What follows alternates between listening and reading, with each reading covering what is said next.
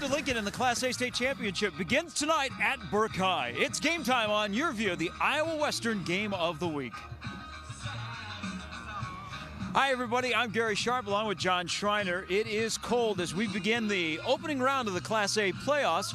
A 7 seed in Omaha Burke, preseason favorite in Class A, and the 10 seed Millard North, which won the state title in 2015. Let's first start with Millard North, John. They started the year 2-4 with a very young roster, but now they come into the postseason winners of 3 in a row. So who are they? Well, that's a great question. They're a lot older than they were. Those sophomores that they start have grown up a little bit. They're much more experienced, and they're slightly more healthy. So I think this is a different Millard North team than we saw early in the season against Millard West. For the Burke Bulldogs, they are athletically gifted. They've got skill positions galore on their roster, but they come into the postseason losers of 2 of their last 3, so who are they? Yeah, and that's another great question because, as you said, they were preseason number 1, but things have gone sort of awry here in the last month of the season, and they've got some things to figure out. They've struggled with turnovers. Tyler Chadwick didn't throw an interception in the first month of the season. He's thrown 5 now on the year. And James Burks, we saw him last week, fumble late in that game. He's got 4 lost fumbles in the season. So here in the cold weather, one of the keys tonight, going to be holding on to the ball. Temperatures near freezing, the wind picking up. Will it be a trick or a treat? John's got the keys to the game coming up next. This is Game Time on YurView, the Iowa Western game of the week in the playoffs.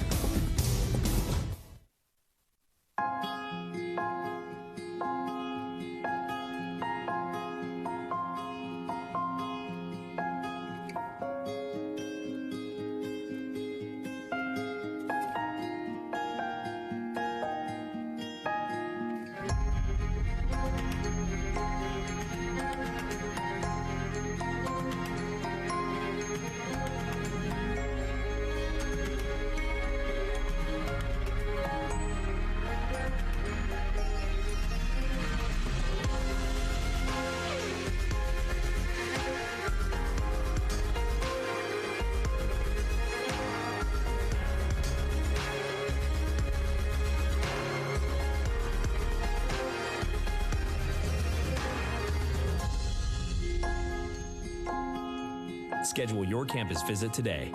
Iowa Western. The world is waiting. Class A playoffs begin tonight here on Game Time on YurView, the Iowa Western game of the week. Millard North against Omaha Burke with John Schreiner. I'm Gary Sharp. Before we talk about the keys, John, let's talk about some of the key players. It starts with Millard North with the quarterback. Long storied history. This year is no different with the southpaw, Cade Elwood. Yeah, Cade Elwood, 23 rushing touchdowns, leads this team in rushing on the season. And he's going to have to be good, not only in the run game, but making the appropriate reads to take some of those good defensive players out of the play from Burke. He has to be on his game if Millard North is going to win tonight. Speaking of Burke, if it's game time, then James Burks is set for a big night. He's appeared a couple of times, and both times has gone over 200 yards on the ground. Well, sometimes you say, well, let's pick somebody different, but that would really be disingenuous if we tried to do that. He's gone over 200 yards both times we've seen him this year, and he's just really, really good. Solid runner, great balance, tough. And has the ability to break the big one, as we saw a week ago. All right, let's jump into the keys. How does Millard North win here tonight? Well, I think the first key for Millard North is definitely ball control. They beat Millard South pretty badly and held the ball for over 33 minutes in that contest and really took all the air out of the offense for Millard South. They have to do that here tonight. And third down defense. It's been a bugaboo for this Millard North team all season, getting off the field when they get to 3rd and long. We saw it against Creighton Prep. A long scramble keeps the drive alive, and Prep goes in for a touchdown. It's been that way all season. They have to get off the field. Lots of offense for Burke. In their 2 losses, they've scored 28 points in both games. A loss to North, and last week here on Game Time to Bellevue West. So what does Burke have to do to advance to the quarterfinals? Well, I think the first thing is test the edge. Millard North's defense is strong up the middle with Creek and Brandon Eastlack in the middle, but the outside backers and defensive ends are a little smaller. I think running off tackle, they could find some success. And discipline. When you're defending the option, it's about assignments. Don't play hero ball and run around blockers and try to chase the ball. Do your job, follow your assignment, and that's the key to victory. It's playoff football on Game Time on YurView. The Iowa Western game of the week kickoff is next. Millard North and Omaha Burke.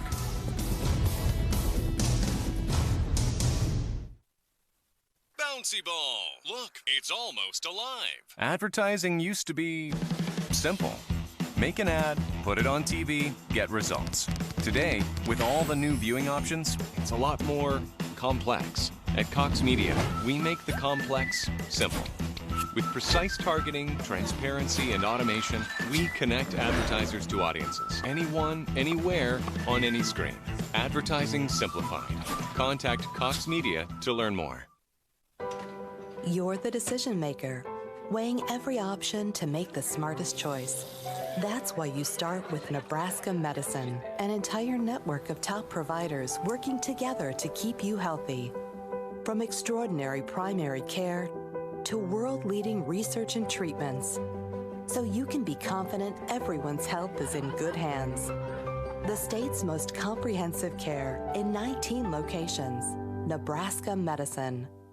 You're watching this week's Game Time on YurView, the Iowa Western Game of the Week.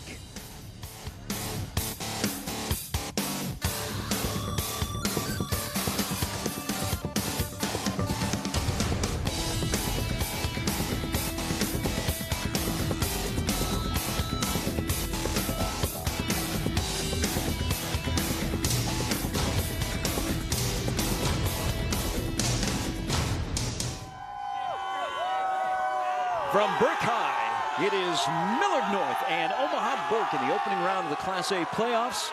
These are two of 16 teams that try and win 4 in a row to hoist the championship trophy in Lincoln in less than a month. Welcome back to Game Time on YurView, the Iowa Western Game of the Week. There's John Schreiner. I'm Gary Sharp. That is a bundled up, I guess you would call them layered student body.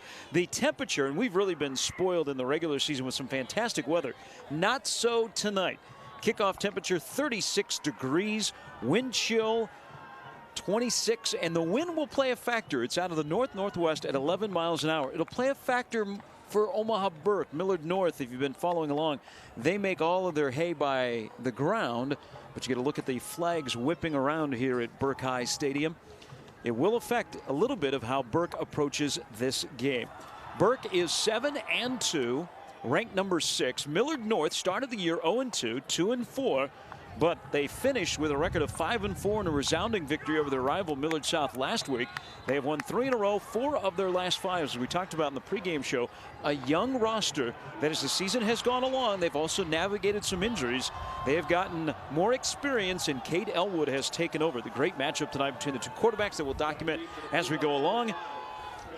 Burke has won the toss, and they have elected to receive. So we will get a look at that high-profile offense that is 4th in Class A. First, as back deep to receive for the Burke Bulldogs is Darnell Davis. Thomas Kopcho, one of the top kickers in the Metro, has it teed up. He approaches the leathers and the lace, puts his foot into it, and into the nighttime sky we go, but a little bit delayed as there was a whistle before the kickoff. So the dress rehearsal is now over. We'll do the real thing. The winner of this game tonight advances on to play the winner of Millard West and Papillion La Vista South. One of 8 games in Class A, and a good crowd considering the conditions. We're glad that you are joining us tonight on Game Time. Thomas Kopcho last weekend took an unofficial visit to Missouri Western, which is located in St. Joseph, fine Division II program. And he is kicking with the wind at his back as he checks with everybody. You saw his first effort sail into the end zone for a touchback. You expect much of the same here on a do-over. These two teams have not played in 3 years, and we do it again, and this time the kick will be returned from the 5-yard line. And out comes Burks for a return of about 20 yards, and on the 25-yard line, this is where the Burke Bulldog offense, which averages 460 yards a game, led by Tyler Chadwick, the junior quarterback who is 4th in the state in passing, 65% passer, but he'll do a lot of handing off to James Burks, who is a 1,270-yard rusher this season. And for Burks, he's going to get a lot of volume. He's a volume carrier. The 2 times we've seen him, he's gotten 40 and 31 carries. So ball going to be in his hands a bunch. And he is wrapped up right away. Not much of a pickup as Ben King, the strong safety, came up to make the tackle on Burks. Here is the lineup for Burke on the offensive side of the ball. The trigger man is Tyler Chadwick. We talked about James Burks. Chris Hickman is being heavily recruited across the country, and an offensive line that is pretty stout. Yeah, and if you like offensive line play, watch 71, Andrew Reiner at that right tackle spot. He's a road grader. Burks got a gain of 1 last week on Game Time, ran for 222 yards, 2 scores against Bellevue West. And carries here, and he's got a seam, and he's into the secondary, and he's got a big gain before he's hauled down from behind. A 37-yard run for James Burks. And they run over the right side of that line. 260-pound Reiner, 235-pound Dylan Sales. You see them get a good combo block and just move the defensive end out of there, and Burks follows them up the field. Well-executed play, off-tackle running, Gary. We hit it in the open. That's probably where this Burke offense is going to have the most success. 22 touchdowns on the ground. Burks unfortunately fumbled to end the threat of a Burke comeback last Friday night here on Game Time. But he's got 2 carries, 38 yards. Chadwick looks to throw for the first time. He's pressured out of the pocket. Now he scrambles away. We saw his legs last week as he runs out of bounds for minimal gain. Against this Millard North defense, that at the beginning of the year, they started 4 sophomores. This is a Millard North team that has a lot of youth on it. This is a defense, though, that has grown up, John. They've given up 14, 14, and 13 in the last 3 weeks. Yeah, and it's a lot to do with their getting Noah Mick and Brandon Eastlack back to full health, and those guys playing more regularly on the defensive side of the ball. They are the 2 best defensive players out there for the Mustangs. Burks is in the sidecar to Chadwick, who lost a yard on the scramble, and now the toss. Davis cutting it up, pinballing off tacklers, and a good job by the Millard North defense to pin in Darnell Davis. And there is a flag down in the area of holding. Todd Kerr is our referee tonight in the playoffs, and he agrees with the Game Time crew. That'll push Burke back. Yeah, it was pretty blatant, and we're sitting on the Millard North side of the stadium, and you could hear the crowd just kind of groan a little bit. They knew that it was a holding call coming, or they hoped it was, because it was pretty obvious out there on the left side of the line where that holding occurred. This Burke offensive line, which John was talking about, their strength, they are without Nathan Herrera, who was injured earlier in the year, and that's a big loss. 230-pound senior, and this is a big loss in terms of penalty yardage. Moves Burke back to their own 49-yard line. 2nd down and 24 for Tyler Chadwick. 3 wide receivers that he stares at. Play action. Now he's pressured out of the pocket, and he'll go down. Noah Mick blitzing from his middle linebacker spot. That just brought an extra man, brought more defenders than the offensive line had to block, and it's usually on the back to pick up that blitzing linebacker. You're going to see it right here. You're going to see Noah Mick come from his middle linebacker spot right up the middle as it opens up right there. Slings Chadwick to the ground, and Burks had gone the other way. Not available to pick up that blitzing linebacker. 4.5 sacks this year for the senior linebacker who goes both ways. Now 3rd and a mile. Paul Lamanji pretty conservative. Keeps it on the ground to Burks, and he maybe gets a yard. So after Burks ran that 37-yard carry on the 2nd play from scrimmage, the Millard North defense bows up, and they force a Tyler Collins punt. But it looked like it was a good start to the drive for the Bulldogs, and that penalty, you know, we've said it all season long, Gary. Penalties, especially of the holding variety, when you have to go back 10 yards, it makes it real difficult.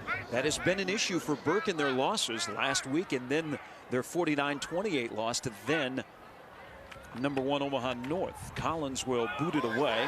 32-yard average this year. He gets a friendly roll on the Burke High turf, which is not in the greatest of shape. And it will be surrounded by Bulldogs. They call that a pack, I believe. And they down it at the 23-yard line. Here is Millard North, who we have seen a couple of times on Game Time. We saw them week #2. That was not good. And Fred Petito kind of started over after that week. Then they were 2-4 after being shut out by Kearney, which is the lone unbeaten in Class A. But you see, they got things right. They won their last 3. That win last week, I thought, was really, really important and very impressive. Yeah, did exactly what they needed to do to win that game. Ran the ball, kept it on the ground, kept the clock moving, and kept the ball out of the offensive hands. This offense has to protect the defense. Now this offense with Noah Mick, as he is fumbled, and Murray recovers it. Mick was carrying a couple of Bulldogs. It was ripped out of his arms, and Murray was there to fall on it. And Noah Mick comes through the line, has tons of room, and just loses control of the ball. And cold weather, Gary, there's something to be said there. When you don't wear sleeves, you know, people say, well, you can't feel the ball if you wear sleeves. If you don't wear sleeves, sometimes your arms go a little bit numb and you can't really feel a tight grip on the ball. So maybe something there to keep an eye on later in this one. Chadwick goes for it all on the first play after the turnover into the end zone, and it is caught. Touchdown! Watts won the battle with the defensive back, ripped it away. And the quick change offense results in 6, a 34-yard touchdown pass from Chadwick to Watts. Well, it happens so often when the defense comes out unexpectedly. The offense comes out and just takes a shot before the defense can really get settled in. And so many times it works, and it works right there. A great battle in the air, and Xavier Watts wins it. 21st touchdown pass of the year for Tyler Chadwick, as Watts has been on the end of 8 of those. He won the 50-50 ball. Gutierrez. And it's going to be unsuccessful. And we might be in for a strange game. 6-0, a turnover. Next play, touchdown. And now the botched extra point.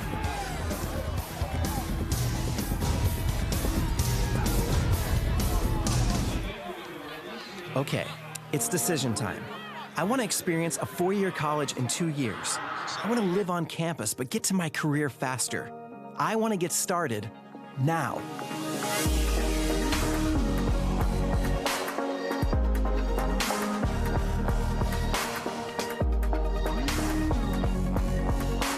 Find your path at iwcc.edu and get hands-on, real-world experience. Start now at Iowa Western. Where will the next generation of caregivers come from? Who trains them? Who mentors them? Who inspires them? At CHI Health, we believe in the power of education. As partners with Creighton University, we are advancing a new era of academic health care. We're researching and collaborating to bring more minds to every case, every patient, every day. We're giving the future of care a new home. CHI Health. Imagine that. 34-yard touchdown pass, Tyler Chadwick to Xavier Watts. The extra point was unsuccessful. It's 6-0 Burke as they go for it all after the Noah Mick turnover. Now the Bulldogs will kick off. Millard North will get the football back. Just 3 minutes and 19 seconds into the game. Pooch kickoff, and a fair catch is called for. And again, that is a kickoff into the wind. The Burke Bulldogs in all black, Millard North in the gray trousers and the white uniforms, and that familiar wrap around the helmet, the tape. And here in the month of October, Breast Cancer Awareness Month, Millard North, it's become a tradition. It is pink tape. You get another look at Cade Elwood, who for the second straight year is going to rush for over 1,200 yards from the quarterback position of this triple option offense. They've run one play from scrimmage, and Noah Mick had the ball ripped out of his hands for the first turnover that led to 6 points. Elwood has had a fantastic season. They go right back to Mick, and he ran into a host of bodies for maybe a yard. Here is the Millard North offense, the triple option. They will keep it on the ground. Elwood has only attempted 53 passes this season. It's a very aggressive and a little bit of a nasty streak offensive line that he runs behind. John Nick Morrison will keep an eye on him. He's battled an injury all week. Yeah, he hasn't practiced. He was in a walking boot on Wednesday. Got his foot taped up pretty heavily, so we'll see how long he can go. Elwood keeps it this time with a good read, and he races for a first down. That's a pickup of 14 for Cade Elwood. A flag comes down late. Todd Kerr, our referee, threw it, signals it, holding on Millard North, and that'll erase the 14-yard pickup by Cade Elwood. A lot of mistakes early on in this one, and you wonder, you know, playoff atmosphere, kind of the first cold weather game of the year. a lot of nerves out there to just settle down and start playing. And it might take a little while for either of these teams to really settle into what they want to do. 6-0 Burke on a 34-yard touchdown pass. Chadwick to Watts. 9th straight year Millard North has been in the playoffs. They have won 5 state titles since 2003 under Fred Petito, the most recent 2015. They've also won 5 straight first-round games. How about this? The last time that Burke and Millard North met in the postseason was in 2011. Burke won that game, went on to the state final where they fell to Lincoln Southeast. He's going to look at Fred Petito, the legendary head coach, one of the top coaches in terms of wins in the state of Nebraska. So the holding call pushes the Mustangs back, and Elwood can't do much here, trying to run right over center. So we're going to look at the Burke defense. Chris Hickman at defensive end. Nick Henrich at linebacker, then Bobby Murray, who recovered that Mick fumble. Those are 3 to keep an eye on. Hickman and Henrich are being recruited by Power 5 schools. They both have Nebraska offers. Last weekend, both took an unofficial visit to Minnesota, where they rode the boat with P.J. Fleck. And Bobby Murray is kind of the unsung hero on this defense. He is involved in a lot of plays. He's the epitome of a middle linebacker. Elwood changing the play at the line of scrimmage on 3rd down and 8. And Elwood keeps it. In pursuit is the Bulldog defense, and there is another flag down. You're absolutely right. I think the weather has thrown these two teams off as Todd Kerr calls his 3rd straight holding penalty. Yeah, in talking to the Millard North coaching staff, they kind of liked that this game was going to be played in some less than ideal conditions. They thought that was going to play to their advantage because of the way they play. They thought that the weather would be a check mark in their column. So Burke declines the penalty, and that will force the first punt of the night for Millard North. Thomas Kopcho, who also handles the place-kicking duties, is out. He is a senior this year. Kopcho, 36 yards per punt. Here in the first quarter, Burke, after a turnover, put it in the end zone. Chadwick to Watts. Kopcho steps into the punt, and it was almost blocked. It will bounce at the 40 and get a great roll for Millard North. Come to a dead stop at the 26-yard line. So a good punt by Kopcho, but it was almost blocked by Cameron Coleman. Yeah, this is very close. Coleman nearly gets in there, and if he lays out and sells out for that, he might be able to get a hold of it. But a good job of just focusing on the kick from Kopcho and not worrying about the pressure. Burke 7-2, lost 2 of their last 3 after starting the year 6-0. They begin the year preseason number 1 for the first time since 1985. Lost last week here on Game Time. This is their 3rd offensive possession. Chadwick on play actions had time, and now he's chased out of the pocket. Still looking downfield. He's got to get rid of it. He does, and the ball is incomplete. And there's a flag down. And that has the feel of a pass interference as Davis went up for it, collided with the defensive back as Chadwick just threw it up there again. And I think he's going to get bailed out here. Yeah, and I don't honestly like the call. I thought Cavazos was in good position back there. I don't know, Gary. I want to see the replay because I disagreed with the flag when I initially saw it. Yeah, maybe. It's kind of a... It's a 50-50 proposition for me. He doesn't turn around, but the contact is pretty soft. So the penalty will move the ball to the 41-yard line for this offense that averages 267 on the ground, 193 through the air. 4 times this year, they've scored 47 or more. They're up 6-0. Chadwick. Lead handoff to Burks, and he is bottled up, and another flag is down. And that interior of the Millard North defense is causing all kinds of havoc early on. Yeah, and it's a good thing that we're not playing on grass tonight because somebody might have to get the Tide stick out for these yellow flags. They would be having a few grass stains as many times as the yellow laundry's been on the turf tonight. Paul Lamanji, only 3 head coaches at Burke High since 1969. Paul now in his 12th year, 75-49. Mentioned that 2011 run that included a win over Millard North. He wanted an explanation on the call. Todd Kerr is getting his bicep curls in tonight, signaling holding. 6:26 to go in the first quarter, and Burke, after the pass interference, they are pushed all the way back to the 28-yard line. Watts, who caught the touchdown pass, with the man in motion, now comes to a stop. Play action. Chadwick is pressured out of the pocket again. Now scrambling away, and he'll go down. And again, Noah Mick with his second sack here in the first quarter. This play is made on the inside by Brandon Eastlack. He just wins that battle with Brian Barrera, forces Chadwick to run, and then the athletic Noah Mick able to run him down on the outside for the sack. His defense has really grown up.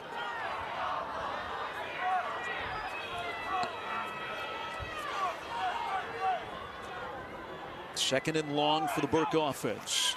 Big handoff to Davis on the end around, and the blitz is on. And Chadwick got rid of it as he went down. Just barely got rid of it. The Millard North sideline wants a flag. Todd Kerr, for one of the rare snaps tonight, will not throw a flag. Look at the blitz. Well, they're trying to set up a screen, and the pressure just gets there too quickly. And Tyler Chadwick got smashed into the turf right there. He is in a little bit of pain as he got landed on really heavily. Jack Henry, Jackson Creek. Chadwick, a junior, has already taken some hits early. A couple of sacks from Mick, goes down there. Fortunate, wasn't called for a penalty. Now it is third and a long way to Dodge Street here at Burke High, home of the state track and field championships. Handoff to Burks, trying to find room, and he's just not able to. And I can tell you that we haven't seen Millard North for a while, but this defense has grown up by leaps and bounds as they force another Burke punt. Looks like a different team, honestly. They have really started to figure it out now, and that was just great pursuit. It was well done because James Burks has the ability to cut back against the grain and find a seam. That pursuit stayed in their lanes, pursued appropriately, and brought him down. Tyler Collins back to punt it away. 6-0 Burke. Has time, and a very short punt off the side of his foot. That's going to be inside the 30. They will mark the punt for a 2-yard punt for Tyler Collins off the side of his foot, and now Millard North has caught their first break of the night. It was a Noah Mick fumble that led to a Burke touchdown. Now Millard North has their best field position of the night at the Burke 26-yard line. That's a tough one for this Burke defense. At their backs against the wall now. Can the Mustangs take advantage?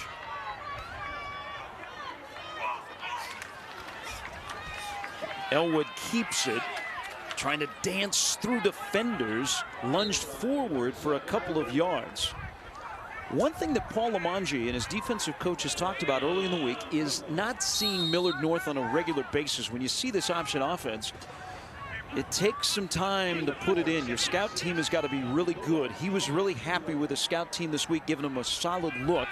And you've seen, outside of the Mick big burst that was the fumble, they've contained Cade Elwood so far. And that's one of the keys here. He's the first danger man. He's going to have the ball in his hands first. You want to make him pitch it. Elwood, 3-year starter, 2 straight years over 1,200. And a quick burst by Mick. And that will be close to a first down, not a first down. So it's 3rd down and short. Noah Mick, who ran for 289 yards in a game earlier this year against Lincoln Northeast, went for 165 and 2 scores last week in the rivalry game. The win over Millard South. 3rd down and 1. Burke stacks the box. Elwood lunges ahead, and he keeps it churning for a first down to the 15-yard line. Yeah, good push right there in the middle by the 2 guards in the center. Jack Holtz, Chad Dittman, and Jackson Creek right up the middle, creating that little wedge for Cade Elwood to tuck in behind, and a big first down pickup right there.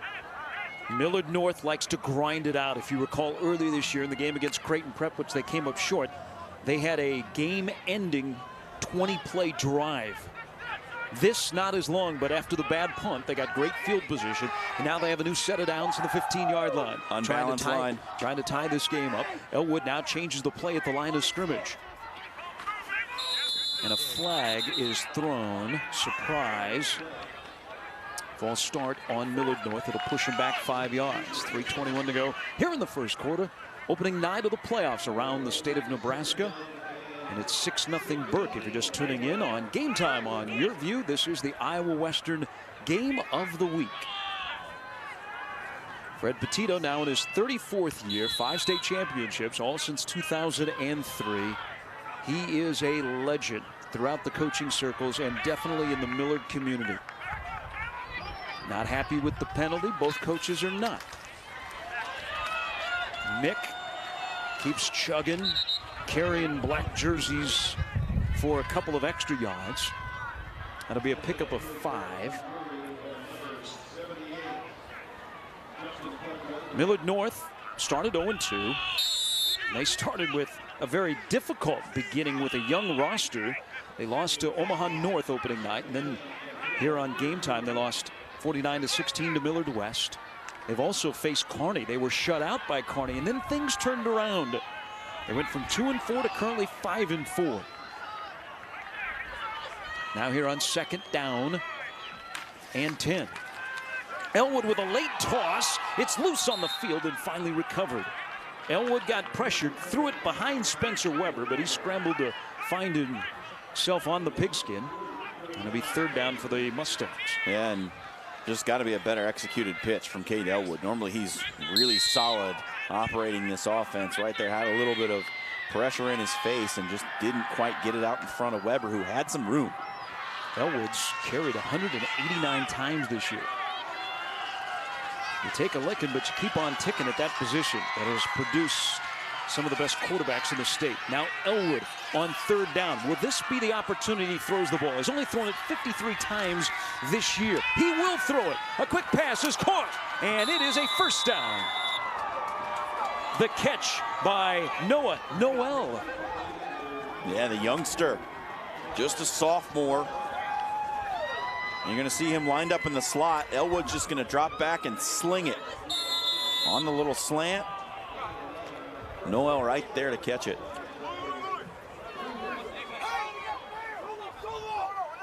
And yes, he's heard all of the jokes when it becomes this time of the year. Mick bulls his way to the goal line, but he's short. He's down at the 1-yard line as Noah Mick just put his head down and he bowled his way behind his offensive line at 6 foot, 190 pounds. Reminds you of the Jake Matthews of the Millard North position, running out of the fullback spot. Look at that surge by the offensive line. Their surge here results in a touchdown. Another rushing touchdown on the season for Cade Elwood. Make it number 24. He has lived on the other side of the goal line this season, it seems, and now Millard North with a chance to take a lead here with the converted PAT. All set up by the poor punt, and then the 3rd down completion from Elwood to Noel, and then the 1-yard plunge by Cade Elwood. Now Capcho is on for the extra point to put the Mustangs ahead. It is up, and the hands are in the air, and it's 7-6 Millard North. Efficient drive by the Mustangs. They got great field position, and they cash it in. So both teams have had a mistake that have resulted in points on the other side. One was a turnover, the other was the punt by Collins. And with under a minute to go here in the first quarter, let's take a look at this quick drive. A drive that started at the 26-yard line, John. Yeah, just hammering away at the interior of that Burke defensive line, and then the near disaster on the option pitch. Good cover by Spencer Weber sets up the 3rd down conversion. The big pass from Elwood to Noel that keeps the drive alive. And then you go back to Mick to get it down to the 1-yard line. And Cade Elwood finishes it off with a sneak behind that big offensive line. And here we go, Gary. A 1-point game. We thought it was going to be a good one. Through 1 quarter, it has lived up. Elwood earlier this year ran for 7 touchdowns in a game, tying the Class A record. Chilly night. Capcho with a short kickoff. It'll be returned from the 21-yard line, but not much of a return for Trayvon Peak. Good coverage by the Mustangs. And Burke's offense, which has held the football 3 times tonight, but 2 of those times they've been forced into a punt. The other one was on one play. Tyler Chadwick, the quarterback there on your screen, threw a touchdown pass to Xavier Watts. Well, to be honest, Gary, there have been 2 plays in this game for Burke. The big run on the first series from James Burks, and then the touchdown pass. And outside of that, this Bulldog offense hasn't done much. Bulldog team has got a win over a 7-2 team, an 8-1. And on the inside, toss. Davis slithers his way through a tackle out to the 41-yard line. That's a pickup of 14. As we've seen some dynamic play calling early on by Burke, and why not? They are loaded with skill players. Get the ball to those guys in any which way that you can. Darnell Davis is a guy who is very dangerous. The 2 on the outside for Burke, Darnell Davis and Xavier Watts, probably don't get enough attention for being the players that they are. Burke's handoff up the middle. 2-time state wrestling champion in his junior year. Gets 4 yards on this carry as we near the end of the first quarter. 7-6, Millard North leads Omaha Burke. Burke is the 7 seed, Millard North is the 10 seed. Burke began the year preseason number 1. At kickoff tonight, they were number 6. Millard North is unranked. In the Lincoln Journal-Star poll, they are number 10 after their surge at the end of the regular season. And Burke will let the clock run out, and they will have the wind at their back to begin the second quarter. Millard North 7, Burke 6. It's game time on YurView, the Iowa Western game of the week.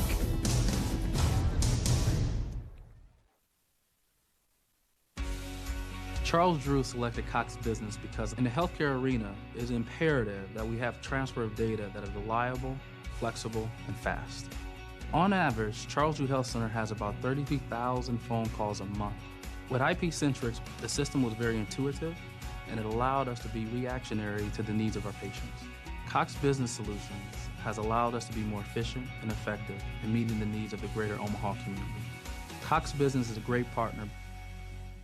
At Woodhouse Auto Family, the buying experience is different, and the over 27,000 customers who bought from us last year know why. Our knowledgeable sales staff know the brands, the products, and take time to get to know you and guide you to your perfect vehicle.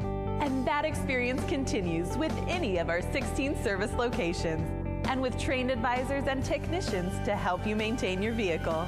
Experience the difference. Purchase with confidence. This is Woodhouse. When kids have internet access at home, they're more successful in the classroom. If your child is a K-12 student and your family receives government assistance, you could qualify for discounted Cox high-speed internet for only $9.95 a month. To enroll, call 855-222-3252 or visit cox.com/C2C.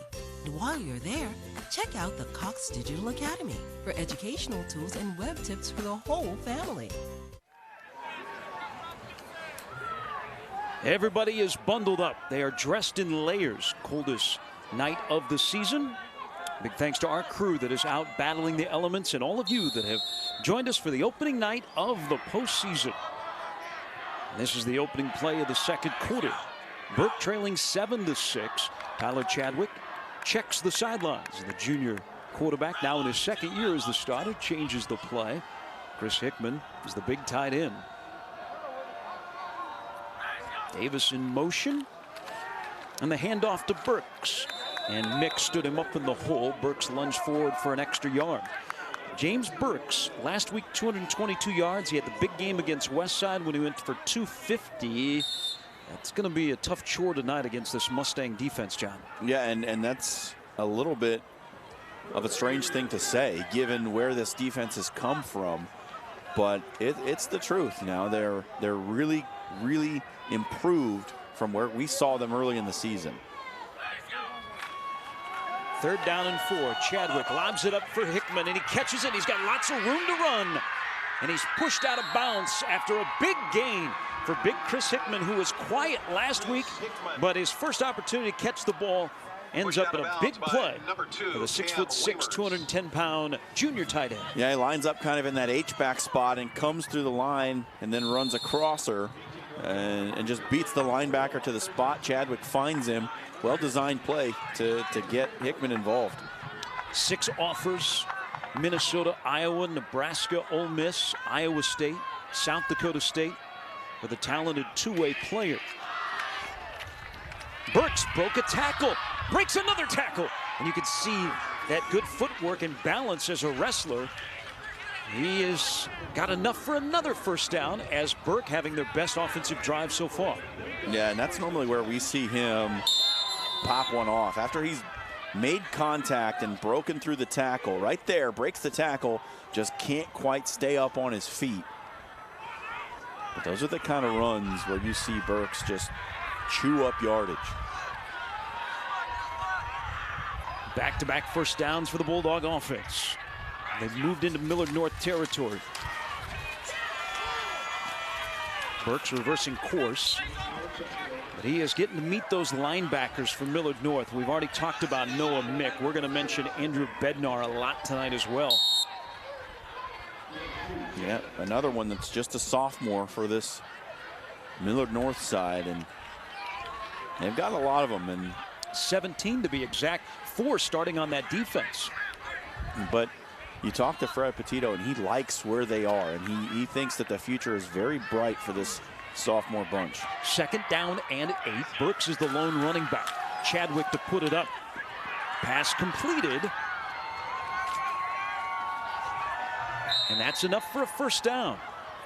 Again, those guys on the edge, Watson, Davis, in this case Davis, just get the ball in their hand and let them do their work. Set up perfectly here. Well, the first quarter was about capitalizing on the mistakes committed by both offenses. The punt team for Burke and the fumble by Noah Mick each turned into touchdowns on the other side. Now, these last couple of possessions, it has seemed like the offenses are starting to find their rhythm a little bit. And we might see the score balloon a little bit here in the second quarter. Chadwick rolling out, looking towards the end zone, now under pressure, lobs it up, and it is incomplete. Out of bounds was Jadis Ellis, but he was out of bounds when he came down with it. And unfortunate play for Chadwick. That would have been one to throw further out of bounds. Yeah, and you're going to see Jadis Ellis come up with a big almost play right here. And his feet come down well out of bounds, but Ellis is a guy who Fred Petito has spoken about a couple of times to me. He's a special player. That's what his coach says. 2nd down and goal from the 9-yard line. Burke driving. James Burks on the handoff. Wrapped up from behind by Jackson Creek. Gets to the 6-yard line, and now it's 3rd down and goal. Let's get another look at this play as Ellis went up, trying to dash the hopes of Chadwick. Yeah, both feet on the white there, and if Chadwick's going to complete that, he's got to throw it deeper in the end zone and give his receiver a chance. Ellis is another sophomore. He had 13 pass breakups during the regular season. Key 3rd down and goal. Millard North showing pressure. Chadwick a fade to the end zone. Caught. Touchdown. Hickman with the score. Well, when you're 6'6" and you get inside position, it's just a rebound. That's all it really is. And you're going to see Hickman, he's going to push off just a little bit right there. Just creates a little bit of space, but he keeps the arms in. He doesn't extend all the way. You get those arms extended, it's going to draw a flag. He keeps them in tight and just creates a little bit of space. It's not illegal, it's just real crafty. 7th touchdown reception of the year for Hickman. Chadwick with 2 touchdown passes so far tonight. Gutierrez is on for the PAT. It is up, and it is good. So Burke drives down. They put it in the end zone, and they take a 13-7 lead. This is the opening night of The high school playoffs in Class A. Kearney, the lone unbeaten in Class A. They've jumped out at home, 21-0 over Norfolk. Creighton Prep up 7-3 on Grand Island. Pius, who upset Omaha North last week, they lead at Omaha Westside 21-14. Lincoln Southwest in the second quarter leads the defending Class A champion Bellevue West T-Birds 14-6. That is a surprise, but maybe not. Lincoln Southwest is full of talent. North shutting out Fremont. Millard South and Lincoln High scoreless in the second quarter, and Millard West, the #1 team in the state in Class A, they are shutting out Papillion La Vista South. All of these games are in the second quarter. This is the opening round. You must win 4 to hoist the state championship trophy. We will keep a close eye on that Bellevue West Lincoln Southwest game. We will have football for you next week. We will have an announcement after tonight's game on where we're going. We looked at the screen and saw some potential matchups and went, we may have to go to plan B. But it is early. It's early here in the second quarter as Burke scores on Chadwick's second touchdown pass. And Matthew Wright, who is the kickoff specialist for the Burke Bulldogs, tees it up and sends it away into the chilly late October sky. This is returnable for Millard North. This is Ellis, and he's out near the 30-yard line. So Millard North in their possessions tonight, they fumbled Noah Mick on the first play from scrimmage. Then they punted, but then a good field position when they had the ball at the Burke 26-yard line. Kate Elwood punched it into the end zone again this year. Now Millard North finds themselves behind 13-7, and they go back on offense with Kate Elwood at quarterback in a position that is so storied, that has produced many Power 5 quarterbacks, a Heisman Trophy winner, and Eric Crouch at Nebraska. Jeff Tarpinian used the position, changed positions, went to the NFL after he went to Iowa as Noah Mick, a big pickup on first down.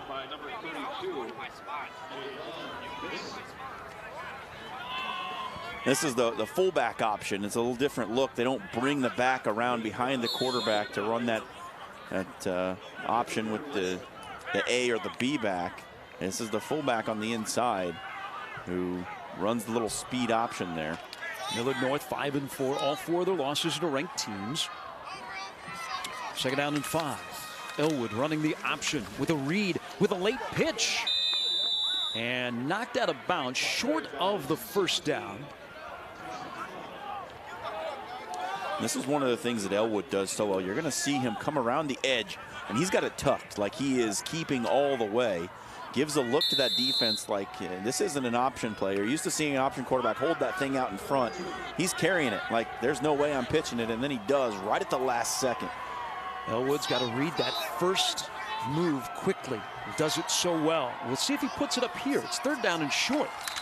And a flag before the snap will be on Millard North. It'll push him back 5 yards. Or no. Oh, it is correct. It is on Burke. By the way, immediately when that flag was thrown, the whole Millard North offensive line dropped their head in unison. Yeah. But it's a break for the Mustangs, and it's a first down. Well, we've seen a lot of flags through the first quarter and change here tonight. So, I don't know. Somebody's got to clean it up.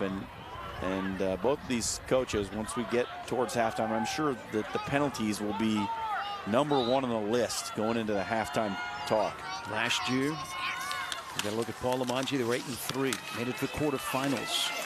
Elwood lost the ball, but it may have been down for a pickup of 3 yards. The quick whistle from the officiating crew. Elwood was down. Millard North has already fumbled once tonight and it turned into a touchdown for Burke. Little counter option look. Elwood trying to cut back across, and no, Gary, I think that's a fumble. Get a look at it from our replay crew. Great pictures being delivered tonight. Game time on YurView, the Iowa Western game of the week. And Noah Mick pounds into the interior of that Burke defense. Ran into Hendricks, ran into Murray. This is kind of what Noah Mick does, and the next thing you know, he breaks through the middle of that line and he's off to the races. Here, third down and short for Millard North. Yeah, the other thing that it does is it's when you pound away at the interior, it starts to suck those outside linebackers in just ever so slightly.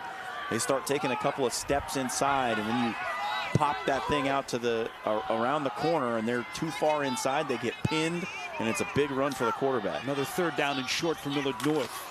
They converted 52%, and the toss to Weber with a blocker in front, cutting to the outside. It's enough for a first down.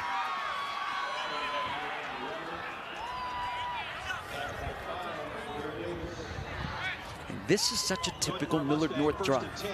Just methodical, converting third downs. The clock is winding down.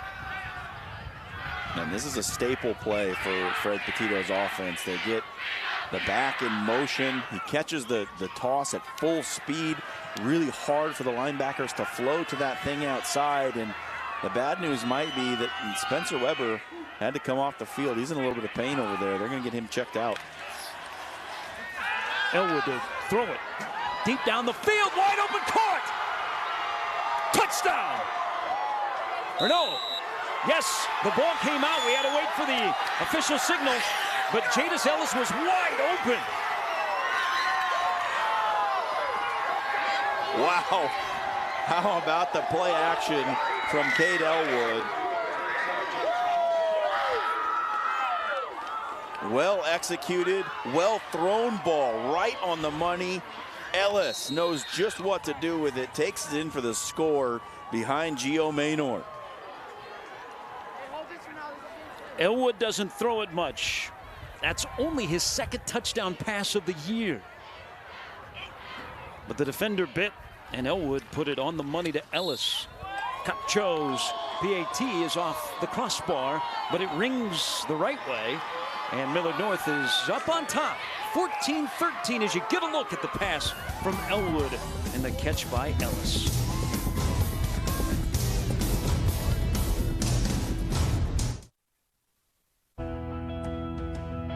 At DiVentures, we want to create a full-service customer experience. Cox Business, as our technology partner, does exactly that. The team at Cox Business came in, took a look at our business, and recommended top-notch solutions. With IP-Centrics, we have a managed, scalable solution to meet all of our customer needs. We get hundreds of phone calls a day, thousands over the course of a week. Because we have Cox Business, we can focus on what we love to do, being on the water and in the water. Where will the next generation of caregivers come from? Who trains them? Who mentors them? Who inspires them? At CHI Health, we believe in the power of education. As partners with Creighton University, we are advancing a new era of academic health care. We're researching and collaborating to bring more minds to every case, every patient, every day. We're giving the future of care a new home. CHI Health. Imagine that. Fall game of the week. Join us all fall long for 13 over Burke as we welcome you back to Burke High. Cade Elwood is giving the Mustang cheerleaders something to be excited about. A 7 versus 10 matchup. We knew this would be nice and tight. Millard North, typical Fred Petito team, getting better as the season goes along. And they have gone back on top. Back and forth we've gone. Burke led 6-0. And then Elwood scored on a touchdown run to make it 7-6. Chadwick threw his second touchdown pass to put Burke up. And now Elwood has thrown his second touchdown pass of the season to put the Mustangs up by 1.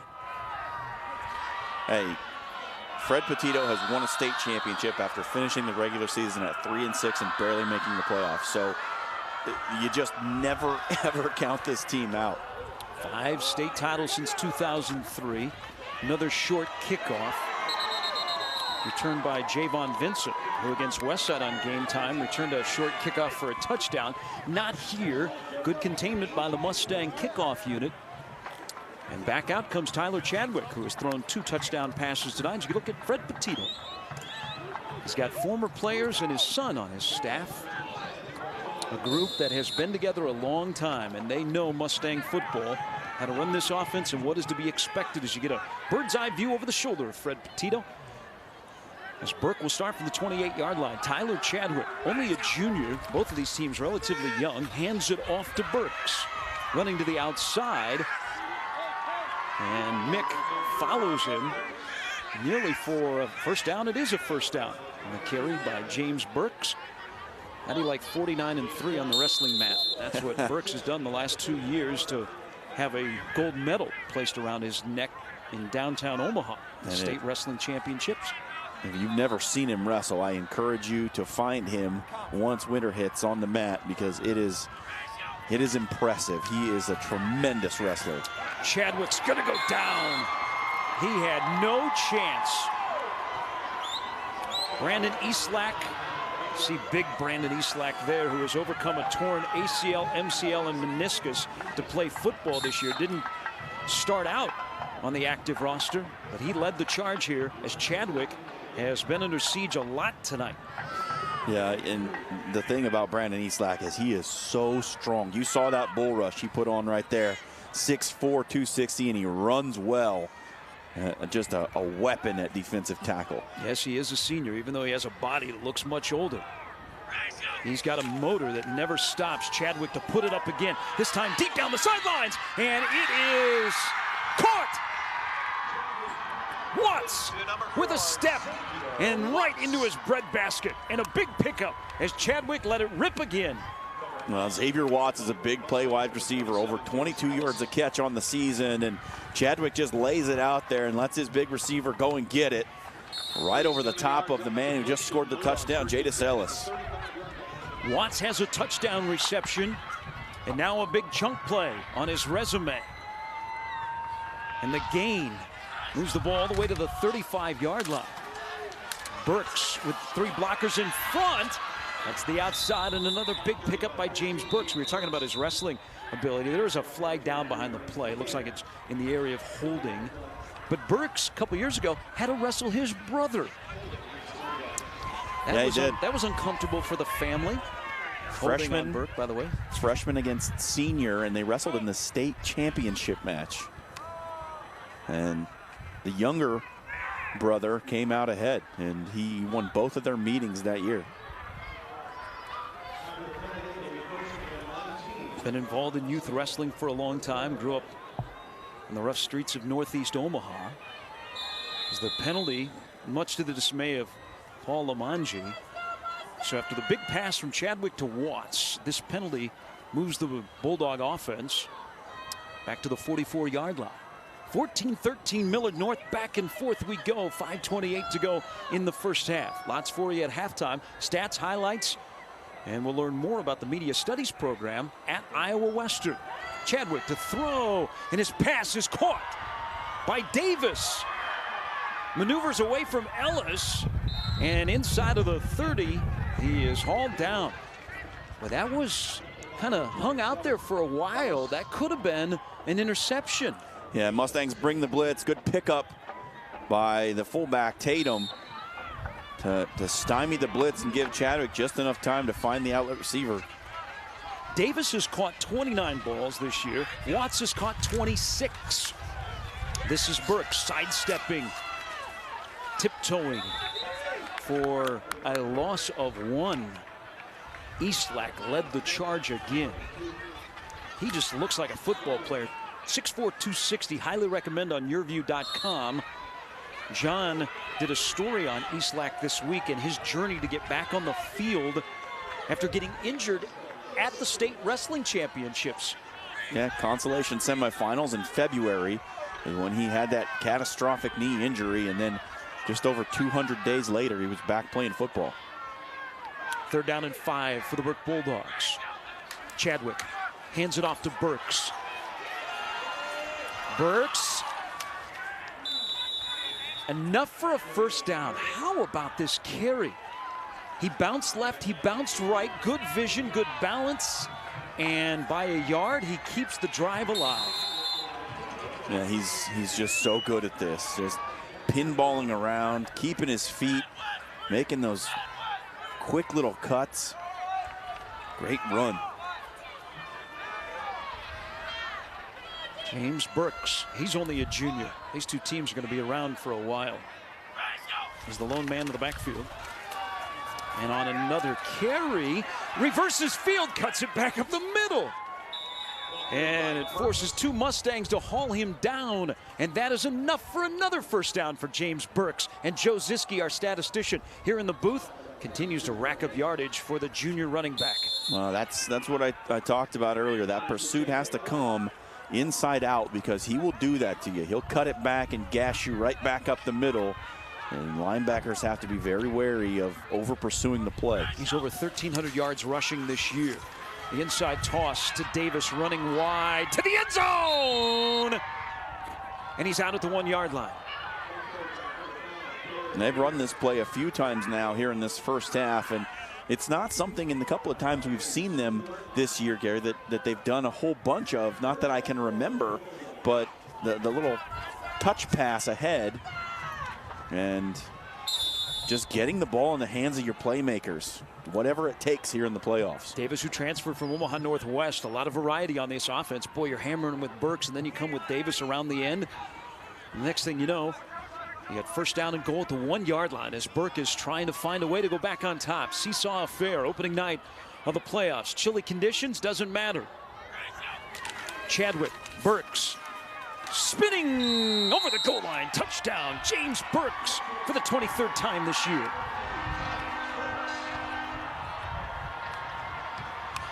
Just a well-blocked play. Burks had one player to beat, and he ran right over him into the end zone. And oh my goodness, I think the offenses have found their stride, Gary. 34th rushing touchdown for this offense that is 4th in Class A. Chadwick twice through the air, Burks now on the ground, and Gutierrez is in to put the Bulldogs up 6. They botched their opening extra point. That's why we're a little off. The snap was high, good placement though, and Gutierrez off the left foot. Sends it through the pillars, and Burke now on top by a score of 20-14 after the James Burks 1 yard run. Well, doesn't this start to feel at some point like it's going to come down to Omaha Burke having to make a 2-point conversion to tie the game somewhere late? The way it's gone so far in the early going, that seems like what we might be setting up for. Take a look now at some of the plays on this drive, and this was the big one to start things off. Great job of laying that out there and letting the receiver go get it. And then the great blitz pickup there. The ball out to Darnell Davis. The dirty work on this drive done by James Burks. You see him pinballing around, running over players, getting the hard yards between the tackles. He really makes this offense go.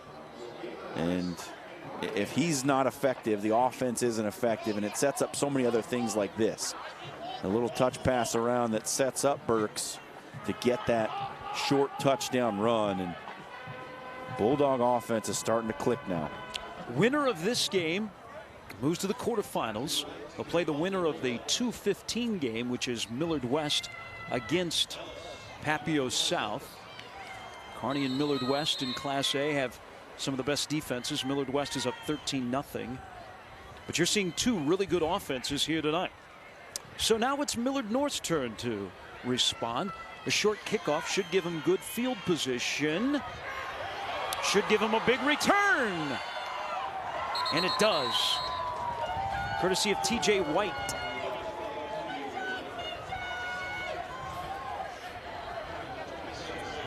Well, this is an all-important drive now for Millard North. If they can go in and get a score here, they're going to get the ball on the other side of the halftime break. They would have a chance to go up by a full score and put the pressure then on Omaha Burke to go for 2 at some point. One of the knocks this year against Millard North as they've grown up is they've had trouble scoring against good teams. That offense, though, has found some footing as Elwood keeps it. Fake the pitch, and the next thing you know, Elwood's got a first down carry. He's so crafty. We know how vocal a leader he is. This is his football team, but he's really grown into what it takes to be a quarterback in this offense from his many years of running it. He's got such patience, vision, and he is one tough son of a gun. And that's a big first down carry for Elwood, now into Burke territory with the clock running under 3 minutes to go in the first half. You usually don't talk about your quarterback finishing runs, but Cade Elwood is one who does it. 2 straight years over 1,200 yards rushing. The pitch. And not much.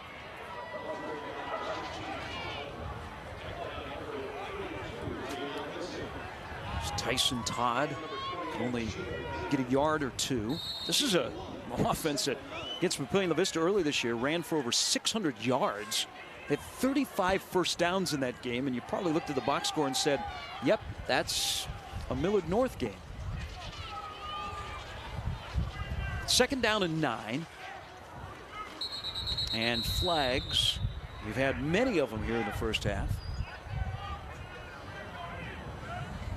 And it's a false start on the offense. It's going to move this Mustang offense back 5 yards.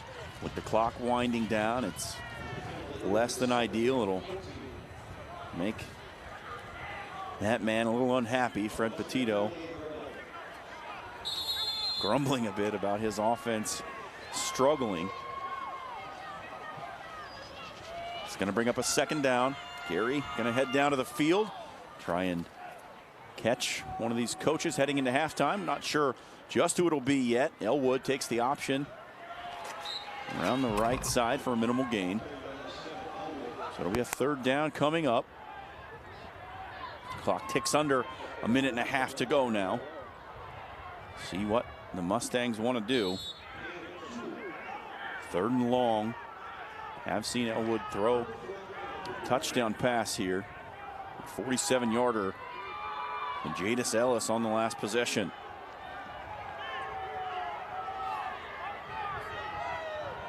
Third and long. Ball at midfield. Option. Elwood pitch to Noah Mick. Mick down the sideline and out of bounds. And then a flag comes in late. Might be a late hit.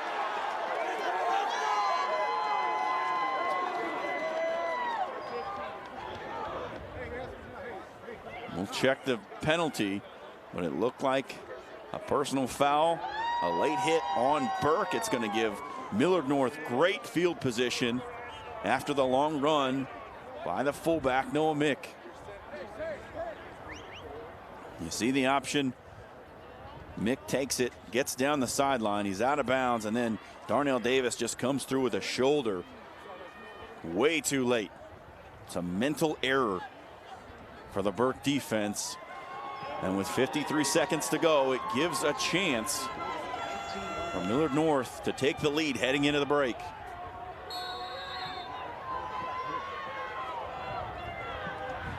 Elwood brings his offense to the line. Ball inside the 20. Option, Elwood keeper. Back up the middle. He's down inside the 15 to about the 13. Clock continues to run, now under 40 seconds, and the Mustangs will hurry.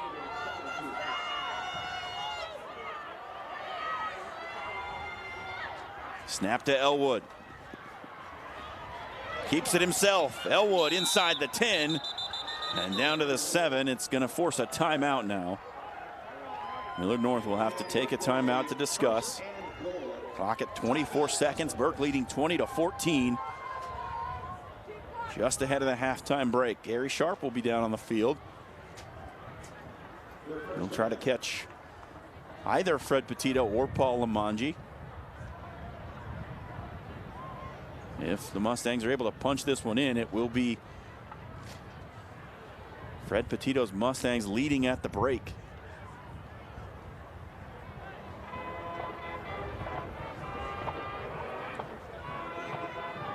Chilly night, temperatures continuing to drop here. One of the things about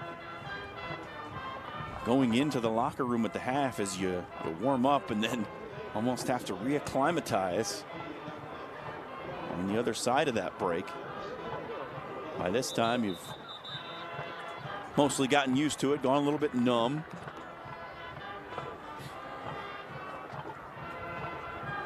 But a good crowd on hand, especially on this Millard North side, despite the conditions, as Fred Petito talking it over with his bunch, trying to get the right play dialed up. 24 seconds to go. Here come the Mustangs.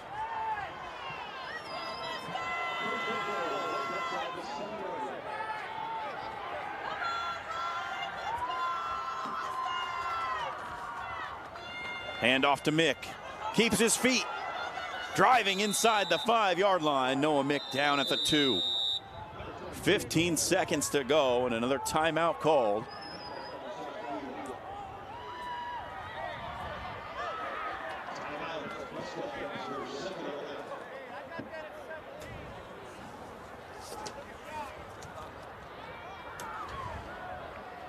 Make sure you check out the podcast Over the Middle with Jeremy Crabtree on this week's Over the Middle, a high school football recruiting podcast. Jeremy Crabtree is going to talk player rankings with Barton Simmons from 24/7 Sports, plus Andrew J. Bone from Rivals.com breaks down the Alabama recruiting class. And that's all on Over the Middle with Jeremy Crabtree, and you can find that on the website, YurView.com. If you're a recruitnik, you're into the player rankings and the stars and who's going to go where, commitment videos, all that stuff. Jeremy Crabtree, one of the best in the business at breaking down recruiting and who's got the best class. If you want to get that inside knowledge and impress all your buddies at the water cooler with that recruiting knowledge, make sure you check out Over the Middle. Fred Petito sends his bunch back out, 15 seconds to go. 2nd and goal from about the 3. Elwood, handoff to Mick, and he meets a wall of black shirts.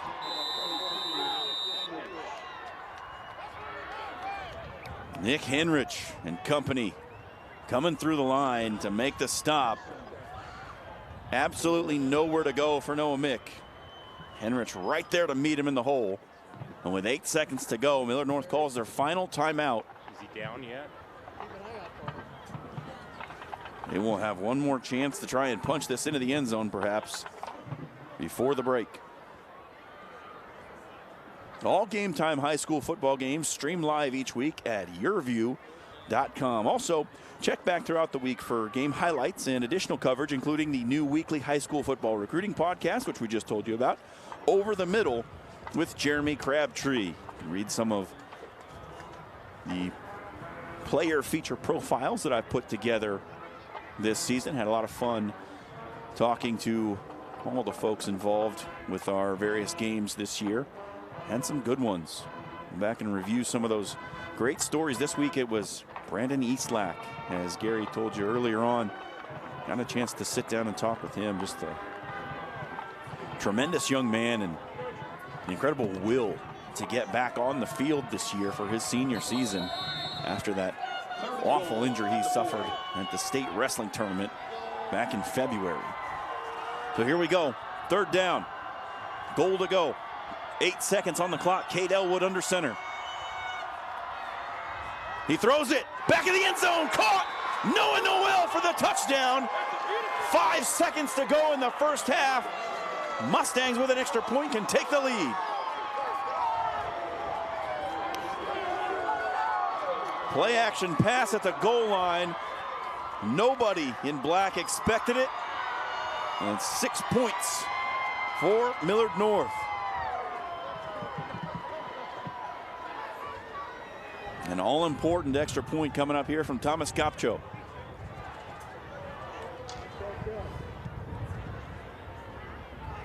Kopcho's kick is up and through the uprights, and it's 21-20. Millard North marches the ball down the field to answer the Burke touchdown right before the half and take the 1-point lead into the break. 5 seconds to go, so there will be a kickoff.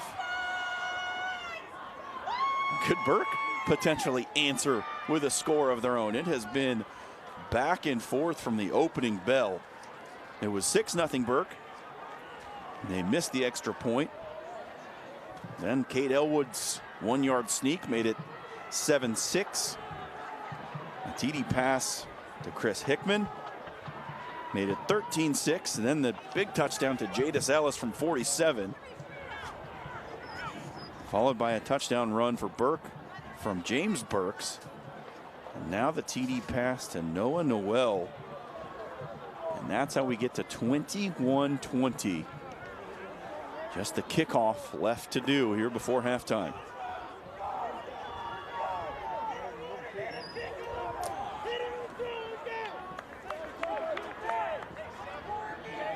Copcho will put it down at the 40-yard line. It'll be Darnell Davis and James Burks back to receive.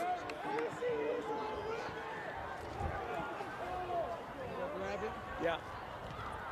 Copcho hits a squibber, and it's recovered by Stephen Eloy at the 45-yard line. So we'll see. Does Burke want to take a shot here, or will they just take a knee and get into the half with 3 seconds to go?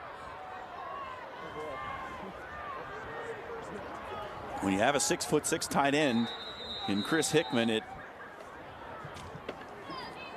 may be possible to heave it down and have the big fella go up and get it.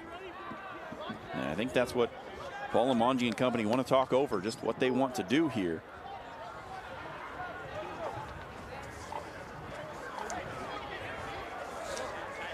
Next week, it's week 2 of the playoffs, and the Game Time crew has you covered. On Monday, we'll announce on YurView.com which game we're going to cover for week 2. And Game Time live on channel 1013. And if you're on the go, you can pick us up online at YurView.com. Game Time, of course, is presented to you by Iowa Western. And you can only get Game Time coverage on YurView. Big announcement coming Monday. We're going to find out the results of all these games tonight. As you've seen, there was a potential upset brewing. Lincoln Southwest leading Bellevue West. We will keep a close eye on that one. And we have a dandy of a contest right here. Keep an eye out there, top of your screen. Xavier Watts, the big play receiver. Chris Hickman, the big fella. They line up in twins to the top of your screen. Chadwick back to throw. Pressure in his face. Scrambles around. And he's going to be sacked again by Noah Mick. 3rd sack of the first half by that senior middle linebacker.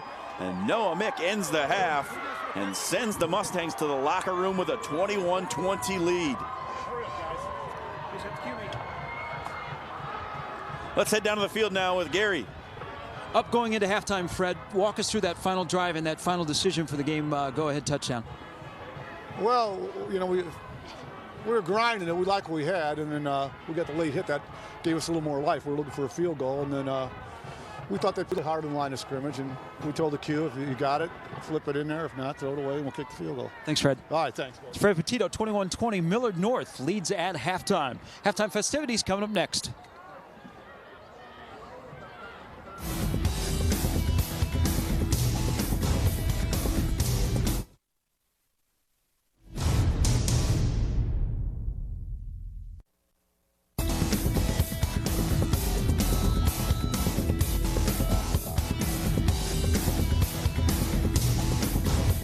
When kids have internet access at home, they're more successful in the classroom. If your child is a K-12 student and your family receives government assistance, you could qualify for discounted Cox high-speed internet for only $9.95 a month. To enroll, call 855-222-3252 or visit cox.com/C2C. And while you're there, check out the Cox Digital Academy for educational tools and web tips for the whole family. Okay, it's decision time. I want flexibility, more doing, hands-on experience, and working sooner. I gotta make a choice. I want to get started now.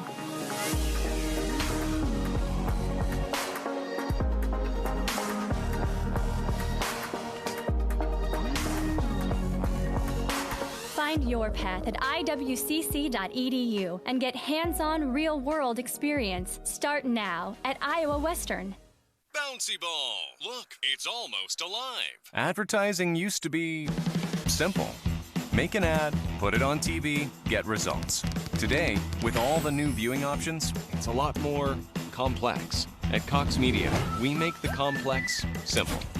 With precise targeting, transparency, and automation, we connect advertisers to audiences. Anyone, anywhere, on any screen.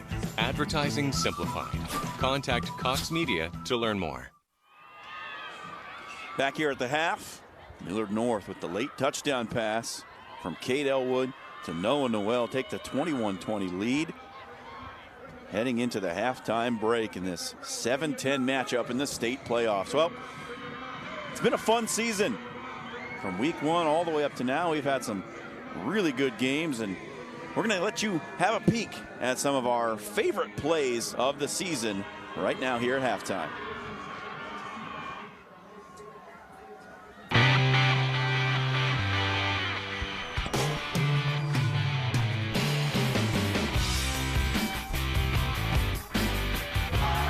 An absolutely gorgeous fall evening in Omaha, Nebraska. It's game time on YurView. Chadwick now under pressure, has to scramble away. Now he's still scrambling, looking to the end zone, fires to the end zone, wide open touchdown. Toss to Bryant with blockers in front and a seam, and Bryant with speed, cutting to the end zone. Touchdown for the 95th time in his career. But Elwood will put it up. The southpaw throws deep down the field, and it is caught, and it will be a touchdown, strolling into the end zone. Receivers to put it up, going deep down the field. Receiver open, touchdown.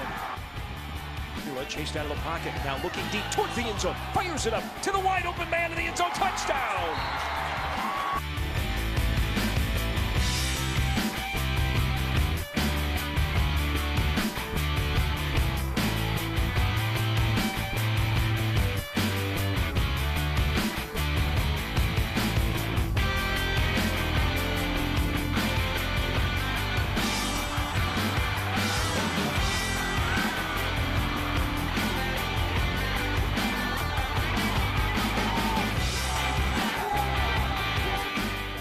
Smallwood with the handoff, spins to the outside, and into the end zone. And hands it off, and Pickering's got a good run to the outside, racing down the sidelines, one man to beat. Chadwick, pass deep down the field, it is tipped away, and it is intercepted.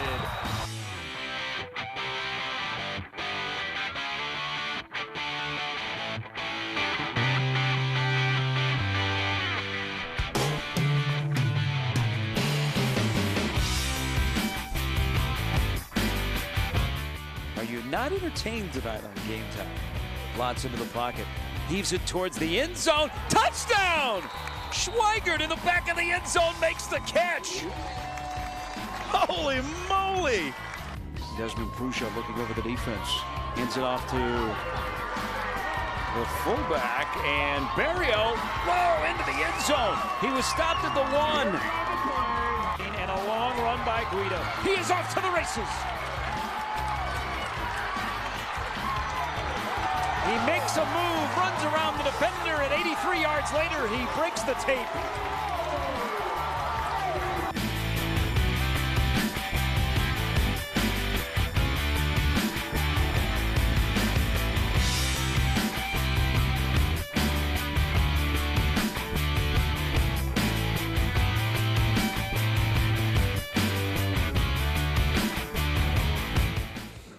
There you go. It's been so much fun. So many great plays we have seen on Game Time this season. So many great players we've seen in our games this year. Game and a half to go in our football season.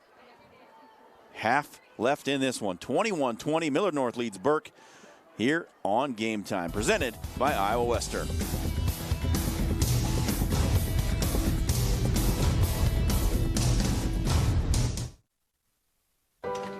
You're the decision maker, weighing every option to make the smartest choice. That's why you start with Nebraska Medicine, an entire network of top providers working together to keep you healthy. From extraordinary primary care to world-leading research and treatments, so you can be confident everyone's health is in good hands. The state's most comprehensive care in 19 locations. Nebraska Medicine. Charles Drew selected Cox Business because in the healthcare arena, it is imperative that we have transfer of data that is reliable, flexible, and fast. On average, Charles U Health Center has about 33,000 phone calls a month.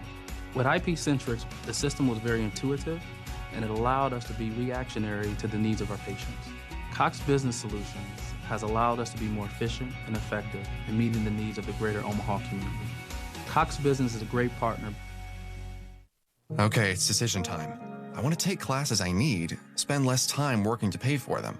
I want flexibility to transfer my credits. I want to get started now.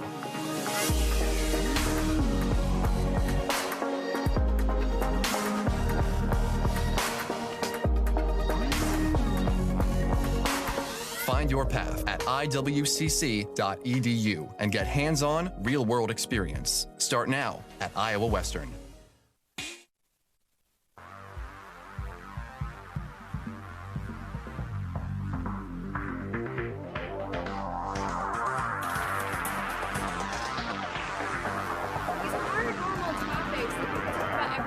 That hailstorm coming Friday, November 30th at Soap, a 60-inch 1080p 3D plasma HD.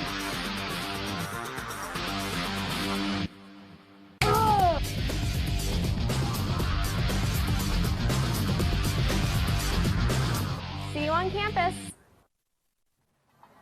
Halftime at Burke High, Millard North leading Omaha Burke 21-20 in the opening night of the high school playoffs. Game time on YurView as I'm joined by Casey Richter here at halftime. Hi. Casey is a professor with the Media Studies program at Iowa Western, a program that has expanded and taken off in leaps and bounds for you guys. That's true. I would love to take all the credit for that, but really the school has been really supportive of what we want to do and provided us with a lot of hardware and software and things that are really competitive and industry standard, so it's allowed us to grow. There's a lot of valuable on-hands experience that students get in the classroom and in the real world. What sets you apart from other media studies programs around the area? You know, it's getting that hands-on experience. Students really like to do projects and to make something with their hands, to conceive of something and then create it instead of just kind of rote memorization and book learning.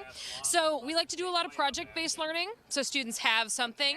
And then our faculty is all coming from industry. So we know how to get media jobs and we get students media jobs. And walk us through some of the opportunities that students have, not only to work on CB17, but also on 89.7 The River. Well, we have a great TV station, CBTV 17. We have 89.7 The River, but we also have the River Sports Network. So Iowa Western sports are amazing, and it's a lot more fun to be on a crew and to call sports when we're winning, and we win. And the football team currently #1. Casey Richter, who is a professor at the Media Studies program at Iowa Western Community College, joining us here at halftime. So you produce a lot of students that go on to bigger and better things. Where are they headed to after they leave your program? Oh boy, we've got radio students who end up at traditional radio stations. We've got students at television stations. We have students on your crew tonight, like Blake Kerr, who's up there. I saw him when I came in.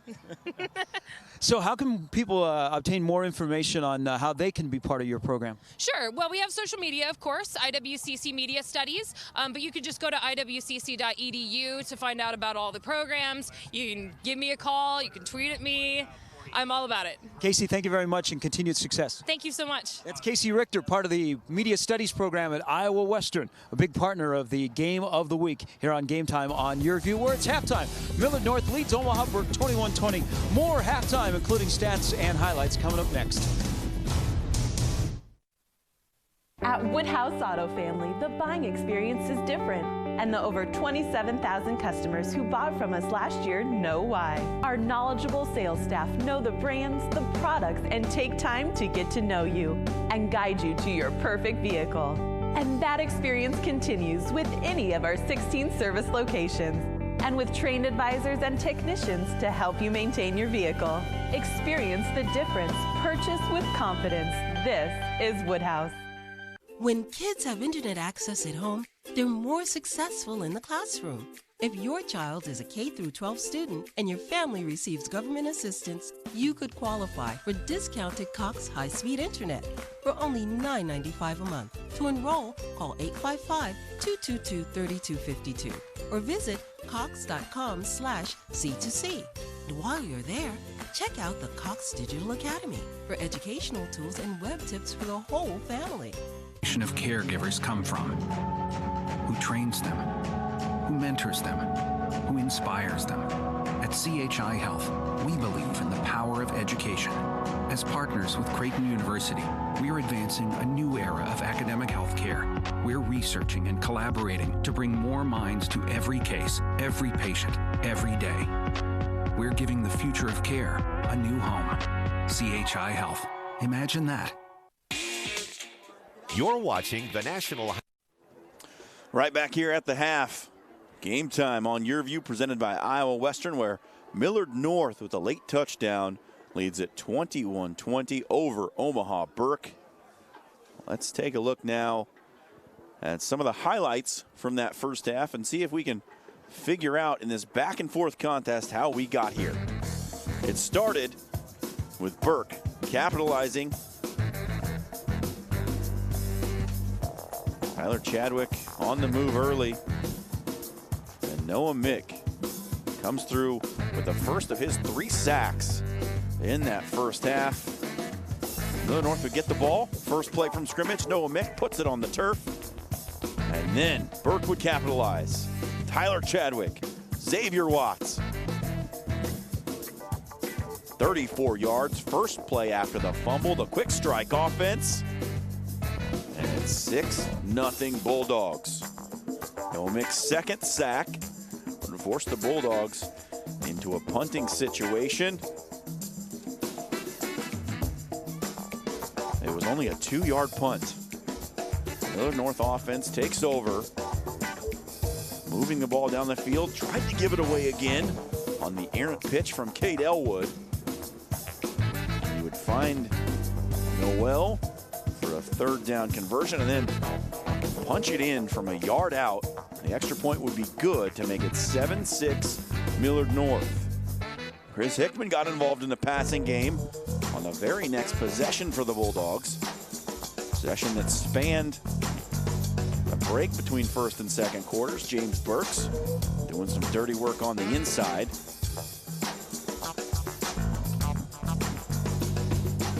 Darnell Davis, he's been featured a few times in that first half, but a big throw to the big man. Chris Hickman posts up, gets the touchdown catch, made it 13-6 at that point. But Millard North, as they have done throughout the first half, would come back and answer. A big run by Spencer Weber around the corner. Keep the drive moving. And then Jadis Ellis from 47 yards out. Cade Elwood with another touchdown pass. And right back the other way we go. James Burks. A lot of carries in that first half. And Darnell Davis on the touch pass would take it to the 2, but it would be Burks who would fight his way across the goal line and give the lead back to the Bulldogs with about 3 minutes remaining in the half. This play, key in the first half, a big run by Noah Mick, and then a personal foul for a late hit keep the drive alive. On 3rd and goal from the 2, it's Elwood to Noel. PAT would be good, 21-20. Mustangs lead it at the break. First half statistics, Mustangs, 65 yards passing. That's probably above their season average for an entire game. They've been able to do it through the air, 100 yards on the ground, and it's been working through the air for the Bulldogs, 130 yards, just the 1 turnover in this one, the early fumble by Noah Mick, and penalties have really bitten the Bulldogs, 5 for 50 yards. And a missed extra point looming large now as Millard North will get the second half kickoff. They lead it 21-20. They got more coming up.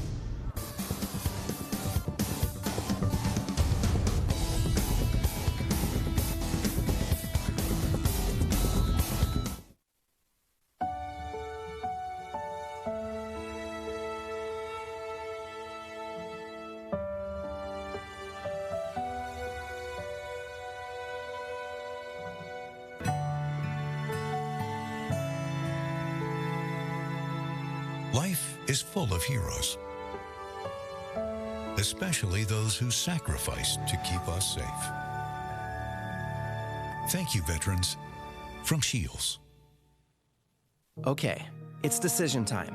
I want to experience a 4-year college in 2 years. I want to live on campus, but get to my career faster. I want to get started now.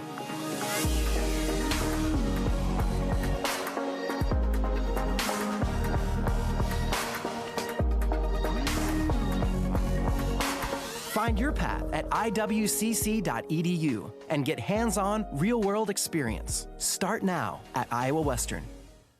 All of our registration systems and the staff systems are based in the cloud, so it's important that our internet connectivity is up all the time. To me, it was clear as soon as we met with Cox Business, they were going to listen to what we needed and design a solution for what was going to be best for us.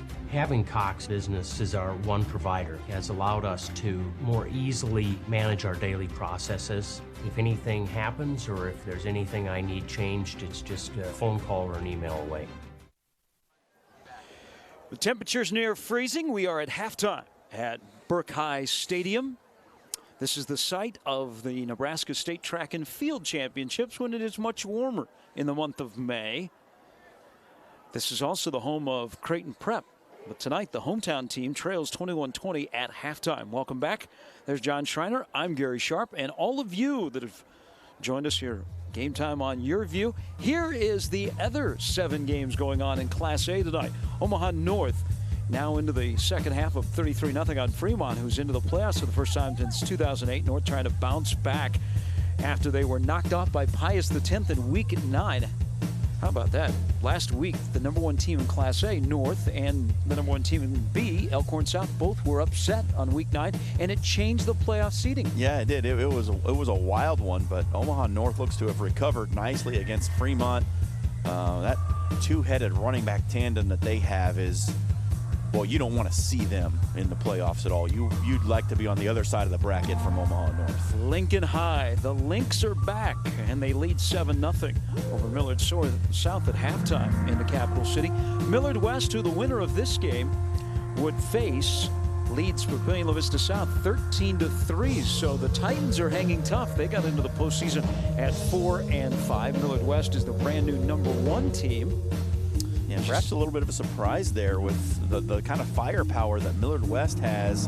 Gio Guido at quarterback, Brody Belt, the running back. That offense is something else. And we saw him early in the season. And, boy, to be ahead only by 10 in the third quarter over Papillion-La Vista South is a bit of a surprise. Number 1 team, Kearney, blowing out Norfolk 45-0. They've gone to the running clock. Creighton Prep leads Grand Island 7-3. The Junior Jays in the postseason for the 39th time. There's only been 4 years since that they have not been in the postseason. Most recent was 1994. You mentioned that Creighton Prep plays their home games on this very field. They would be playing here tonight, but Burke had the home game.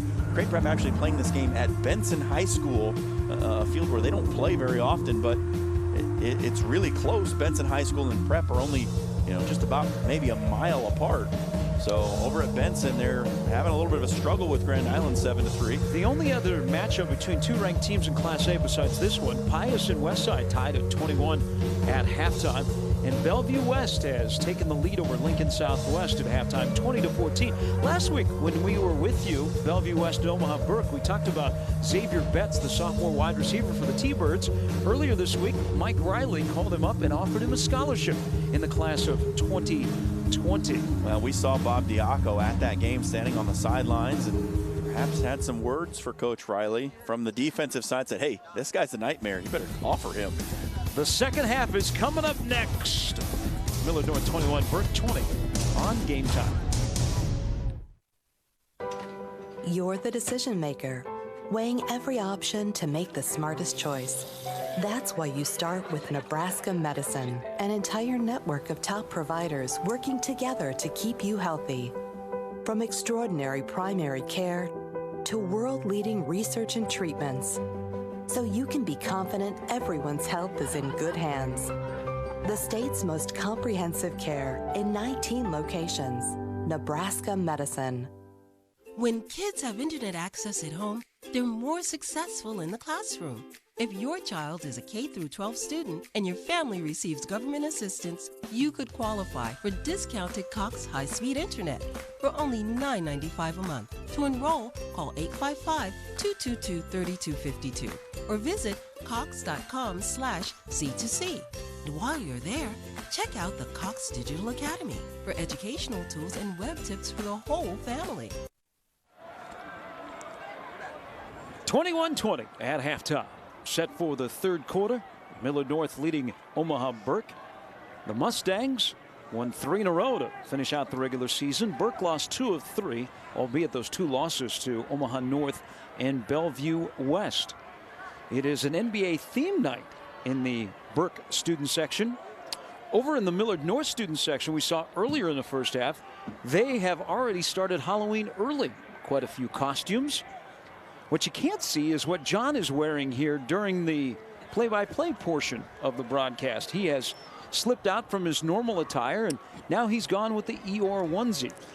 That unfortunately, because of where we're at, the camera angle won't be able to really do it justice, John. Well, you know, I just figured Halloween right around the corner. Might as well to break this thing in, just blow it out, you know. We were all going to dress like the village people, but because of the weather, we decided to cover up. But you should see some of the costumes, the guys in our truck. Oh, boy. 21-20 as both teams are on the field getting warmed up. Like as much as possible. The Reavers are back in action this season. Follow Iowa Western Championship sports teams, including football and volleyball, at GoReavers.com. Iowa Western, the world is waiting, and go watch Iowa Western football tomorrow. They are #1 in the junior college ranks. They take on Iowa Central at 2:30 over at Council Bluffs Lewis Central High School. It's the 100th game in the history of Reaver football. And how about this? Since 2013, that football program has sent 28 players onto Power 5 schools, 29 onto Group of 5 schools. Earlier this week, they had a defensive tackle who has been interested in Iowa, was offered by Alabama. That just shows you the strength of Scott Strohmeyer's program. And it's not just his program, volleyball this fall. They are #2 in the junior college ranks. As you get a look at Fred Petito, that knows the Iowa Western program quite well. We will see what both of these offenses can do. They started to find some traction there in the second quarter, John. Now will it be defenses that decide the final 24 minutes? As Paul Lamanji had a long discussion with his team at halftime, not happy they gave up the go-ahead touchdown late there in the first half. Well, I think this first possession here is all important for the Burke defense. Millard North going to get the ball first and has the opportunity to go up 2 scores. So you put Burke in a position there where they would have to start thinking about going for 2 at some point to tie the game up. So this is an all-important defensive situation here for the Bulldogs. Last time Burke beat Millard North in the postseason, they went on to the state final where they lost to Lincoln Southeast. Burke is still chasing that first state championship as Matthew Wright will kick off. Millard North will get the football to begin the third quarter. There's John Schreiner. I'm Gary Sharp. Game time on YurView, the Iowa Western game of the week. At Dandy in the first half. We expect more in the second half, and another little short kickoff. And Millard North is going to have some great field position to begin here in the second half. Yeah, the kicking game has not been great for Burke here tonight. They had the 2-yard punt in the first quarter of this one, and the kickoffs have been a little bit of an adventure. So again, we start the second half now. Mustangs in good field position. 11:59 on the clock. And they're going to want to bleed a bunch off of it before they cross the goal line. What if I would have told you that Cade Elwood would throw 2 touchdown passes in the first half? You would have said, nah, not going to happen. Here's a handoff to Noah Mick, trying to find room around the right tackle. And he plows into Wagner, among others. That Burke defense for a couple of yards. Coming into tonight, Cade Elwood, only 1 touchdown pass, but he has been the maestro of this offense as Mick carries for a pickup of 3. Noah Mick, who took a visit to North Dakota last weekend. He's going to be playing at the next level. Will he be a linebacker or a running back? Or will he just be a battering ram? He's something. Just a guy you want on your team, I think. Here's the toss. Cannell running to the near side, trying to find his way through traffic, and there was nowhere to run. Murray and Henrich were over there to close in. Also coming over on the stop was Stephen Eloy. There's Nick Henrich, who along with his teammate Chris Hickman has received multiple Power 5 offers, including Nebraska. He got to meet the president of the Nebraska system, Hank Bounds, when he was offered his scholarship. Now a key third down here. The Bulldog defense working against Cade Elwood, trailing 21-20. Third down and 6. Elwood keeps it. There's a flag down. He's going to be short of a first down by about a yard, but let's check the flag from Todd Kerr and his crew.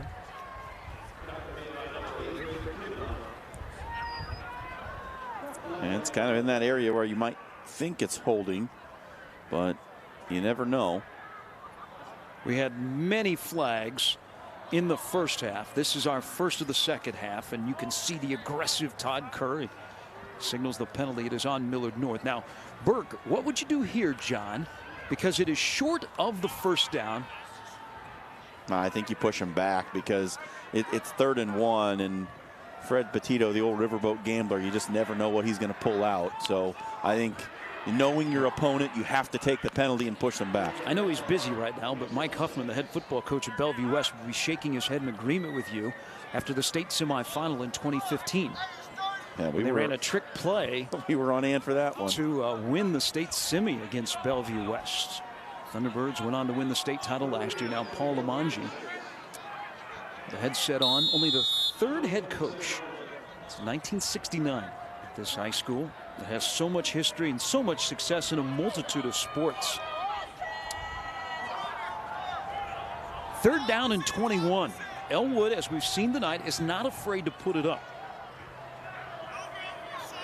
Murray showing blitz. It gets picked up. The handoff to Mick, and he runs right up the middle. And Mick will be short of the first down. He almost was able to bust that. He gets 18, and it was set up by the blitz that was picked up and opened up the hole. Yeah, just well-read play. Good blocking on the play side. A little pancake action there on the front side of that. Noah Mick comes up just a couple of yards short, 3 or 4, and it's going to force the Kopcho punt. Thomas Kopcho, second year as the kicker and the punter in one of the better specialty members in the Metro. First night of the playoffs. Boy, this has been a fun one. Kopcho, after the first possession of the second half, punts it away. Burks will let it bounce, collects it at the 15. Now can he do his magic with the dancing shoes? Cuts to the outside, and he's got some room down the sideline. James Burks stepped out of bounds. Oh, he didn't. They are signaling on the other sideline. There is a flag down way back at the 22. There's another official that is standing out of bounds in front of the Burke bench. Like he had signaled that he had stepped out of bounds, and now Todd Kerr will come back, and this is going to come back. A block in the back. What a huge turn of events right there. You're going to see it, top of your screen. Great moves back there by Burks. And there it is, right there. Joshua Taylor. Pretty blatant block in the back, and it costs Burke a potential punt return touchdown. And it looked to me, Gary, like it was probably an unnecessary block. Burks had already beat that player to the corner, and Taylor didn't really need to make the play. But you say you have to get your head in front of the man if you're going to block him. If your head's behind, it's a block in the back, and that definitely was. Mistakes hurt Burke in their loss to North. This one pushes them way back after Burke's long punt return. He spins out to the 20-yard line here. James Burke, such a weapon, carrying the football in the return game. He averages 36 yards per kickoff return, but nobody will kick to him. Millard North probably will not kick to him anymore tonight. Pick up a 5, 21-20. favor of Millard North. First possession for the Burke Bulldogs. The number 7 seed. Burke's running right. And a good job of containment by Bednar. And there is another flag down on the play. Unbelievable the amount of penalties so far in this one. We had, I think, 9 in the first half combined on the two teams. And we've had, I think, 3 flags already here in the second.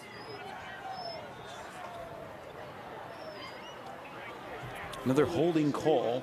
That is what the majority of the infractions have been. I think there were 5 holding penalties on the Bulldogs in the first half. They had 5 penalties for 50 yards. Burke began the year 6-0 and then lost 2 of their last 3. Began the year preseason number 1. Second down and 18. Chadwick will put it up on the slant. The catch by Watts. And that is a first down. This is a slant route by Watts. He comes inside. Corner's playing off a little bit. Safety playing in the deep hole. Just a wide open area for Watts to get into, and Chadwick delivers a nice one. Watts has a touchdown earlier tonight. Chadwick has 2 touchdown passes. Kate Elwood of Millard North has 2 as well.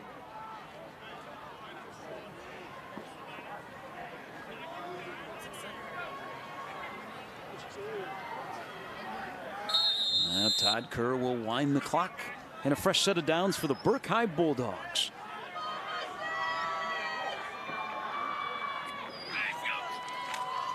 Little inside toss to Davis. Darnell Davis, great speed to the outside. And he is knocked out of bounds late, and that's a flag. So add the yardage for Davis and 15 more. Man, this play has been one of the better offensive plays for the Bulldogs tonight. This little touch pass ahead for Davis, and now they're going to tack on 15. So it ends up being about a 25-yard gain all told. Nice block on the edge to spring him. Gio Maynor had the block, and clearly on the white boundary, the sidelines here at Burke. Davis was hit. 13 combined penalties, 7 for 70 on the home team. Millard North, their 6th penalty, 65 yards. The drive continues, and now it'll be snapped inside of Millard North territory. 21-20 Mustangs, 3rd quarter. Winner moves on, loser, their season is over. So Maynor off of the block that sprung Davis gets his first carry of the night for good yardage, and that'll bring up 2nd down and 3 for Burke High. And you can see Andrew Reiner is the focal point of this offensive line. That running behind him, they pull him around on power and run in behind him that way. Just get him involved in the blocking scheme any way you can. Hickman in motion. He has a touchdown reception tonight. Maynor again spelling Burks, and Maynor with enough for a first down, and he spins away from a tackle, and he's loose, and he's in the end zone. Touchdown. What a run by Maynor.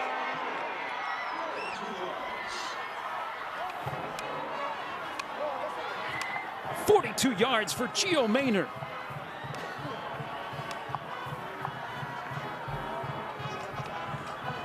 Take a look at the play. It's pretty simple play. Guard pulls around the outside, and really poor tackling on the edge for Millard North. That play is made by Maynor's ability to stay on his feet, and just some shoddy tackling from that Millard North defense. 5th touchdown of the year for Maynor. Gutierrez, the PAT is up, and it is good. It was almost blocked.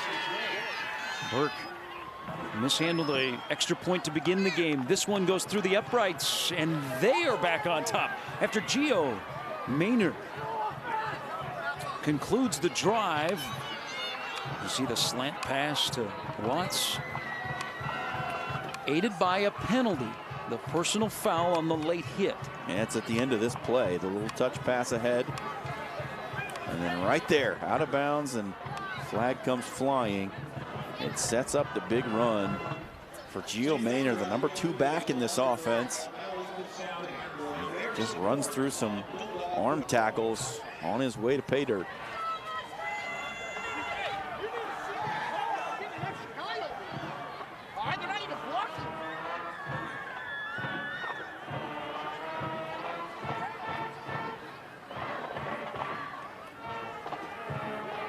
Gio Maynard, by the way, a junior. So many. You don't think on this Burke team. Burke is excited about their future just like Millard North is? Yeah, and I'm wondering, Gary, are we looking at a potential preview of the 2018 state championship down in Lincoln? These two are stacked for the future. Next year in Class A, they will redo the districts. There are new teams coming to Class A. Elkhorn South, Elkhorn. Columbus will be joining as well. And the fair catch and then a late hit. That will be 15 and some anger. But Gretna, Columbus, Elkhorn, Elkhorn South will all join Class A next year. This is pretty obvious on the 15-yard penalty here. And mistakes, mistakes, mistakes.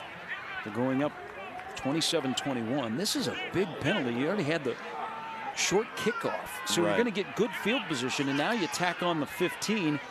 And Cade Elwood is smiling from ear to ear on the opportunity that he will have as they march off 15. Millard North will start this drive at the 47-yard line. Paul Lamangi is out on the field. I'm not sure what his discussion would be here. This is pretty clear. The fair catch signal. Yeah, you just got to know. You've got to look downfield and see if you're that coverage unit and make sure there was or wasn't a fair catch called. Noah Mick breaks one tackle, cuts to the outside, runs through two other tackles, and finally brought down by Henrich. I'll tell you what, Gary, the special teams unit from Omaha Burke has done the defense no favors here tonight. Put them in back to the wall type situations so many times, and now this big run by Noah Mick as he breaks 3 or 4 tackles on his way down to the 30-yard line. Mustangs back in business. It just seems like nobody's going to get too far ahead in this one. There's answers coming at every turn. Last year, Noah Mick ran for over 1,400 yards. Runs a 4.55 40. Benches over 300 pounds. Good play by Henrich here to wrap up Elwood around the ankles. And his second down for the Millard North Mustangs. 27-21 Burke. Clock running near the halfway point of the third quarter. We'll be with you next week for the quarterfinals. Winner plays the winner of Millard West and Papillion La Vista South.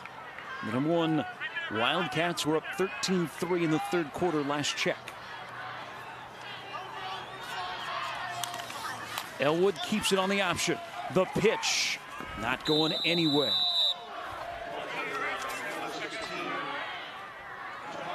And now every time there's a little bit of contact beyond the boundary, everybody looking for some yellow laundry on the field.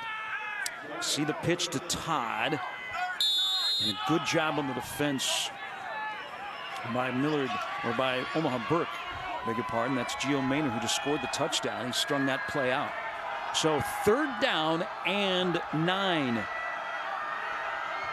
for Millard North. Elwood runs the option. Now pitches it late to Mick. And Mick dives maybe a yard short.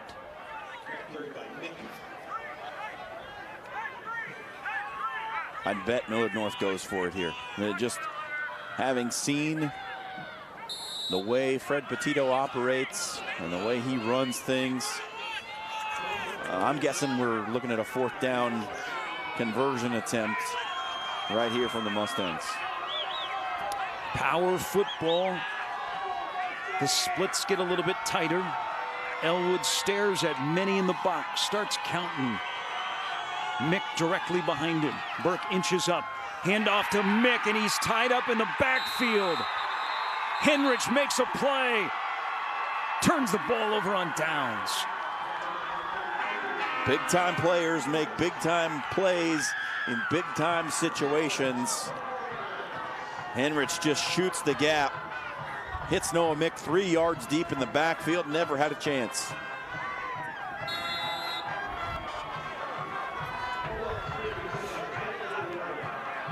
Nick Henrich, only a junior. His partner in crime, Chris Hickman. As Henrich met another future college prospect. What a play. And now Burke with a lead with some momentum. Screen pass. Caught. Big yardage for Hickman. And on cue, I must say, as Chris Hickman catches his second pass of the night. On the left, Todd McShane, who is part of the University of Nebraska football recruiting staff, tweeted out earlier this week reserving a couple of spots for some local Bulldogs. Well, you just saw 42 and 81 make a play for Burke. On the right, that is Noah Mick on his visit to Grand Forks last weekend for North Dakota. Mick's number, all three have bright futures. But that is how the social media world works now when it comes to college football recruiting. Little misdirection. Burks stepped out of one tackle. Finally is knocked down by Weber. But Burks, again, with that great footwork to get extra yardage, stay alive, and that's a first down. And it's a play that almost wasn't, as Chadwick put it on the turf. They run the little counter play after they've run that touch pass to Davis on the inside all night long. You bring Burks back the other way underneath it, and it works for big yards. Burke is driving. They're going up on a 42-yard touchdown run by Gio Maynor. The Henrich big play, and now the defense has ignited the offense, but Burks is bottled up in the backfield. Outstanding play by a sophomore linebacker that we can't talk enough about. Andrew Bednar plugged it up, and he forces now a long yardage situation for Burke. Yeah, excellent play by Bednar. Tackled one of the toughest guys to bring down in the Metro in James Burks. Squared him up one-on-one and got him to the turf for a loss. Second down and 12 from the 45-yard line. Third quarter, Burke on top. They're the number 7 seed. Millard North, the number 10 seed. Chadwick fakes the handoff. The slant is caught. And it is close to a first down, but not quite. On the catch was Watts, who has been much busier tonight than he was last week. Yeah, another good route by Watts. Gets inside of Ellis. Safety again playing off in the hole. Those slants seem to be working tonight for the Bulldogs. Third down and short. Chadwick hands it off to Burks, and Burks has a first down with a burst through the seam. Again, off-tackle runs for Burke have been the recipe. Right there, well blocked, finds a seam, puts his head down, finishes the run. And Burke now with a chance to go up 2 scores. It was 21-20, Millard North at halftime. They scored at the tail end of the second quarter. Henrich, now on offense, was the man in motion. Chadwick has Burks behind him, turns and hands it off to him, and he is contained. Good penetration by that left side of the Millard North defensive line. That'll force second down and 12. You get a look at Eastlack, Jackson Creek. They've been busy tonight. Also, Isaiah Mitchell. And I mentioned all of those. 2 of the 3 are juniors. You say it all night long. Just assume that everyone out there is a junior. Burks following his blocks. Good patience to run behind his blocker inside of the 20-yard line. So they're into the red zone, but it is third down and long again. And we've seen that on third down and long, John. Paul Lamanji likes to dial up that slant to Watts. Well, we'll be looking for it. And here he is. Xavier Watts, bottom of your screen, soloed up on Ellis. Chadwick to put it up, plenty of time. Throws towards the end zone, and it is caught. out at the 1. This time Darnell Davis. They solo Watts on the left. Davis runs a corner on the right, beats his man, doesn't quite get into the end zone, but it's 1st and goal from the 1. Chadwick had, for one of the rare times tonight, to let a route develop. He had plenty of time. Good offensive line protection. And Chadwick put it right where Davis could catch it.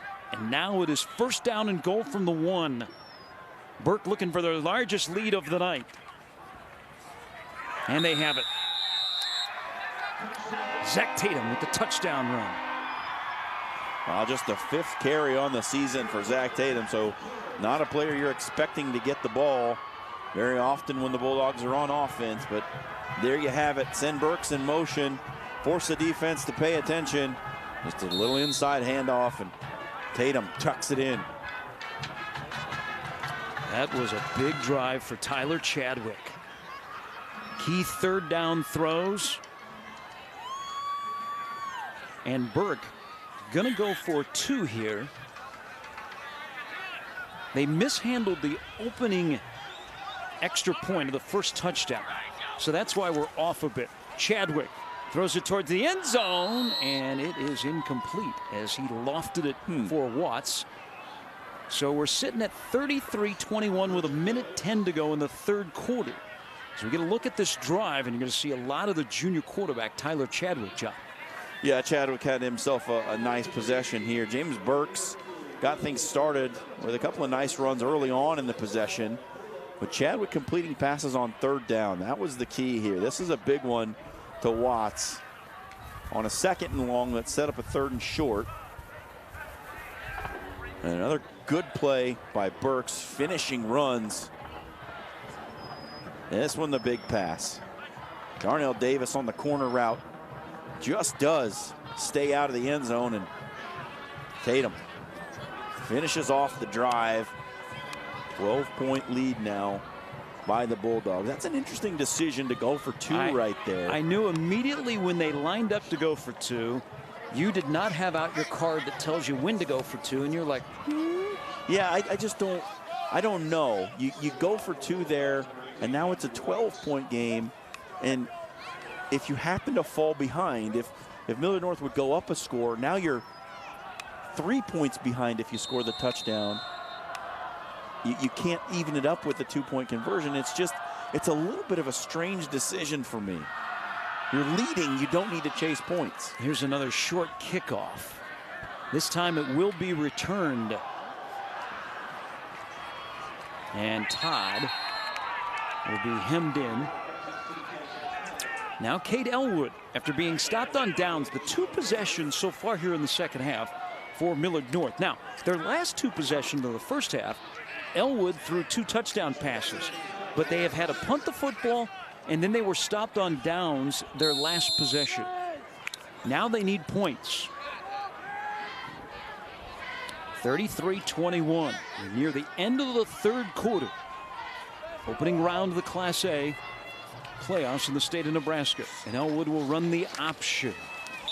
Hey, Tyson, go to wing. For a handful of yards. Murray. And on the tackle, we continue to rave about the stellar middle linebacker, Bobby Murray. I mean, he has a body that looks like a middle linebacker. I've been thoroughly impressed all the times we've seen Burke this season with his play. And, you know, he's not a huge guy at 6 foot, 185, but I think he's definitely a guy who could play at the D2 level. Elwood's pass sails over the intended wide receiver. Murray also plays in a band, so that immediately makes him a favorite of the Game Time crew. So the pass incomplete brings up an interesting scenario on the Millard North sideline because it is 3rd down and long. They have had a lot of 3rd downs tonight, but most of them have been manageable. Will Elwood go to the air again? Fred Petito paces the sidelines in front of his Mustangs. 34 years as the head man. Boy, we enjoy talking football with these two head coaches as Elwood runs the option. The pitch to Mick, and he's not going to be able to get outside, but there's going to be a penalty for a face mask. Davis came up to pop Mick, and then he grabbed the face mask. The flag immediately was dropped, and there's another Burke penalty. You know what? I don't even think he got the face mask area. I think he got his hand in the ear hole. And it's the same thing. You can't grab inside any part of the helmet, ear hole included. And that's going to be a bailout play for the Mustangs. Because this thing is hemmed in. You got players pursuing all over the place, and right here gets inside that ear hole right there. And that's the penalty. It's only 5 yards. So, third down again. Millard North late getting their personnel on the field, and they're going to let the clock run out here in the third quarter. We will head to the fourth quarter. 12 minutes away from one team moving on to the quarterfinals. 33-21. Burke leads Millard North. It's game time on YurView, the Iowa Western game of the week.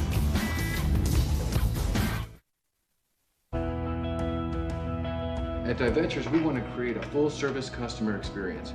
Cox Business, as our technology partner, does exactly that.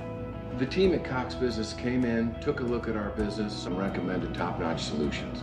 With IP-Centrics, we have a managed, scalable solution to meet all of our customer needs. We get hundreds of phone calls a day, thousands over the course of a week. Because we have Cox Business, we can focus on what we love to do, being on the water and in the water.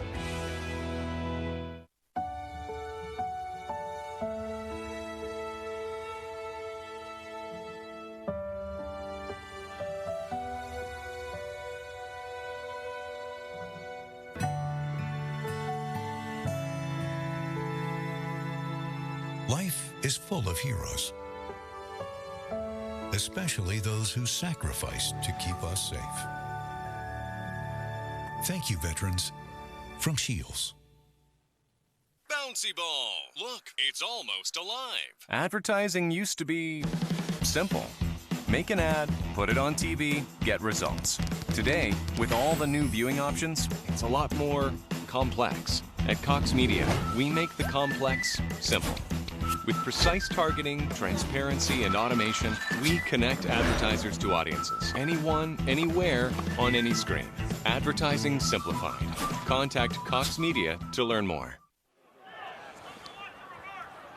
33-21. Everybody's bundled up and they are in tight, trying to stay warm. Kickoff temperature was at 36. The Weather Channel guys tapped us on the shoulder during that break and told us it's now 33. Hard freeze warnings out for this area overnight.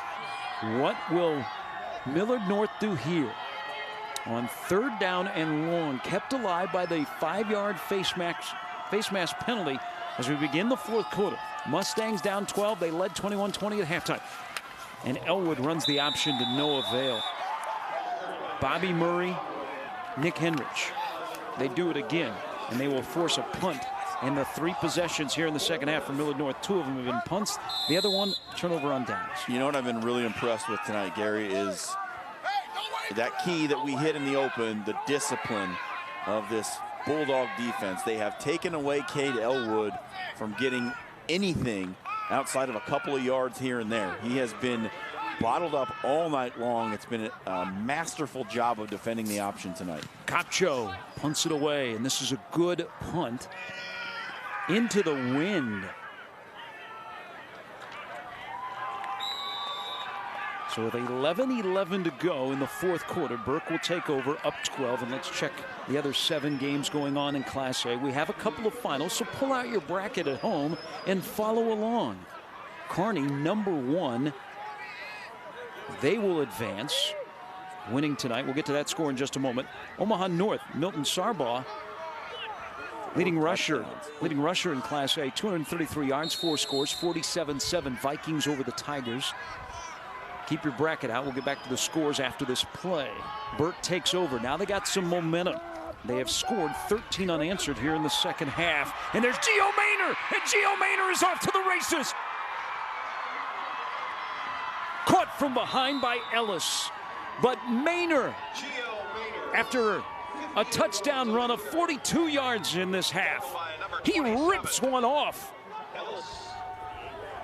58 yards before Ellis catches him from behind. How about Gio Maynor? Coming up big with limited carries in this one, but he is making the most of it tonight.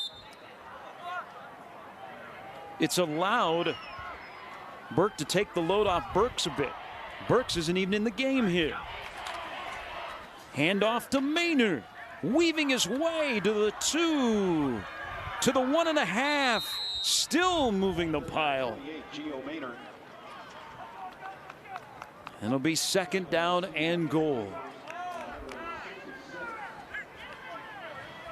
Another touchdown here with 10.5 to go, and this one might just do it for Burke. They might be far enough ahead that Millard North won't be able to get back in. You never know.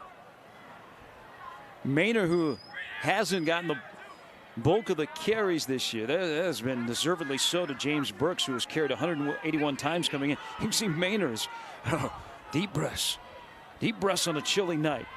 Henrich in motion, snap back to Chadwick, handoff to Maynor, his 2nd touchdown. That was all Gio Maynor, and it has been all Burke here in the 2nd half, as they have now rattled off 19 unanswered. How about Gio Maynor?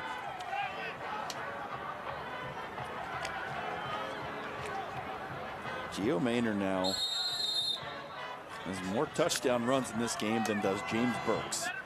You would have gotten long odds on that one to start this game. Gutierrez, who this year 48 of 52 extra points. He punches this one through the uprights, and it is now 40-21. That's 20 unanswered here in the 2nd half for Burke. And let's go back to the scoreboard. Remember, the winner of this game will advance, and you will see in the next page who they play. Kearney shuts out Norfolk 45-0. 3 defensive touchdowns for what many consider the best defense in Class A. So the only unbeaten is now 10-0. Creighton Prep holds on to win over Grand Island 20-17. Wild game between Westside and Pius. We always expect that when the Warriors play. Pius has gone on top in the 4th quarter, 33-28. Bellevue West leads Lincoln Southwest 20-14. We will have football for you next week. We don't know our matchup yet. Mentioned North defeats Fremont 47-7. Millard South has taken the lead on Lincoln High 21-10. And Millard West, which has been in a dogfight all night long with Pavilion La Vista South, they lead the Titans 20-16. Boy, Millard South, what a year for Andy Means. They got off to a slow start, but boy, have they played well this year. And we saw them the last couple of years, and they had a very young roster that had some growing pains, but they are close to pulling an upset over Lincoln High. Here, it is a Burke Bulldog bash in the 2nd half, and now Millard North needs points aplenty. They need good field position to start. And this won't necessarily help on a short kickoff, covered well by the Bulldog defenders. And Cade Elwood may be forced to go to the air, and you're thinking, oh boy, Millard North, they just don't throw the ball. Elwood's been good throwing the ball tonight. They cannot have one of those typical long, drawn out, churn it up Millard North drives. They're going to have to put some points up quickly. They were up 21-20 at halftime, but give credit to the Bulldog defense. They have been stellar here in the 2nd half. And remember, this is a defense that in 2 of the last 3 games, they got gouged for 49 against North and 35 last week to Bellevue West here on Game Time. And Elwood has got room, and Elwood's got a 1st down. And Millard North says more Cade Elwood, please. That is a big pickup of 21 yards. Well, this is about Elwood's longest run of the night that hasn't been called off by a penalty, isn't it? Little quarterback run, gets the lead block from a running back coming around. Nice pickup on 1st down, just what they needed to get things started. Elwood, again, if you pick up the Millard North football dictionary and you look up leader, Cade Elwood's action shot is there. Hands it off to Mick. He tried to slide to the outside, and he got gobbled up by a guy who loves playing in front of us, Justin Clark Wagner, who's got fantastic footwork. He slid with Mick and was able to bring him down. Hickman in there as well. As a timeout is taken on the field, there is a flag down, and it came late. You see Paul Lamanji walking up and down the sidelines. Boy, he's talking to whoever will listen. This can't be good for Burke after Wagner had stopped Mick. No, it is on Millard North. Yeah, it's going to be offsetting penalties. Todd Kerr has gotten plenty of airtime tonight. No doubt. Time. I mean, the only thing missing is Todd is not mic'd. Right. Yeah, we had our officials mic last week at Bellevue West, but not so here at Burke High. Or we might be in a situation where Todd Kerr's voice could be under some duress. I'm telling you, trying to talk down there on the field, that's not a recipe for success. Elwood throws it up, and it is incomplete. I'll tell you what, that's a great defensive play by Stephen Eloy, because the pass was there. Receiver Tyson Todd was open, ball was delivered in the right spot, and Eloy just gets his hand in there at the last minute to knock it away. Well done, young man. Millard West has won. So the winner of this game will take on the Wildcats. Millard West would have home field at Buell Stadium next Friday night. You must win 4 to be handed a trophy.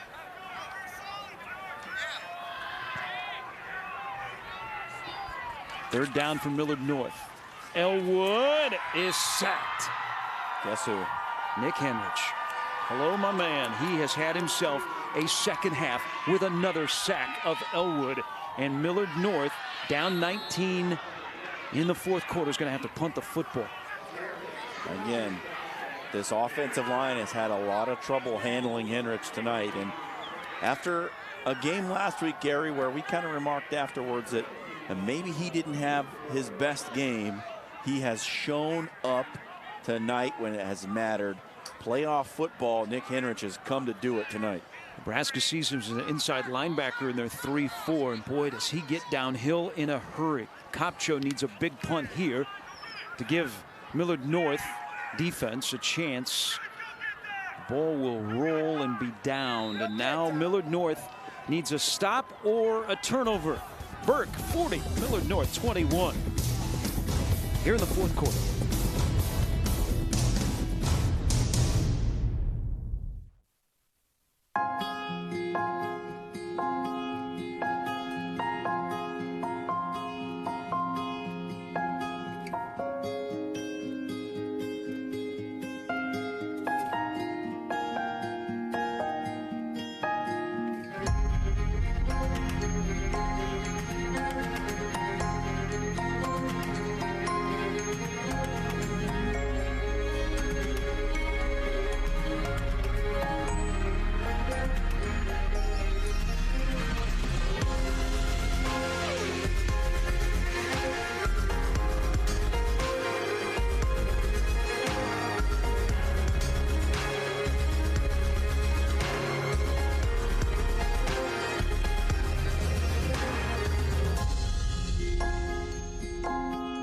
Schedule your campus visit today.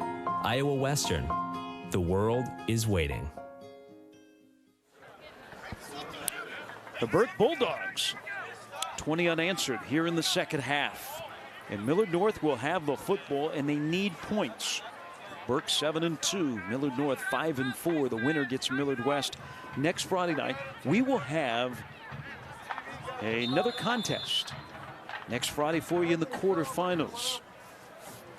We'll announce it on YurView.com no later than Monday. I hope you're enjoying tonight's telecast. Let us know about it on Twitter.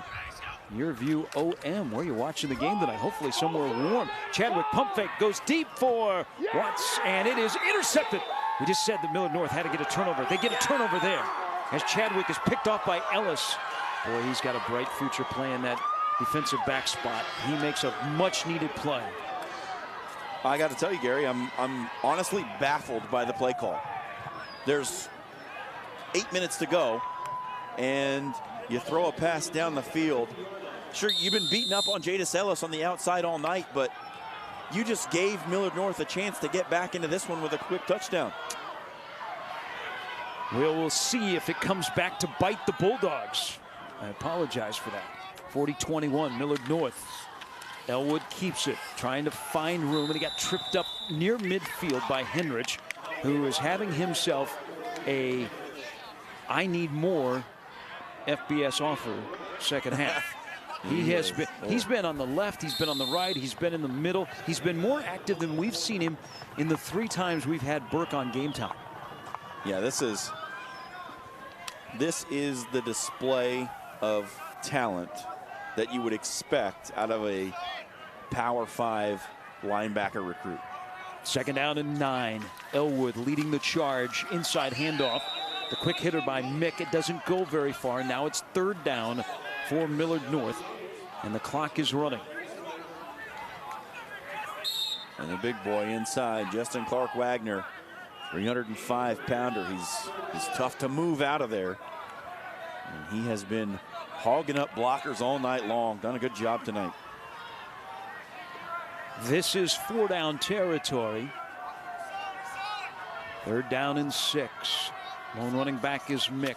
Elwood tosses out in the flat, and it's dropped.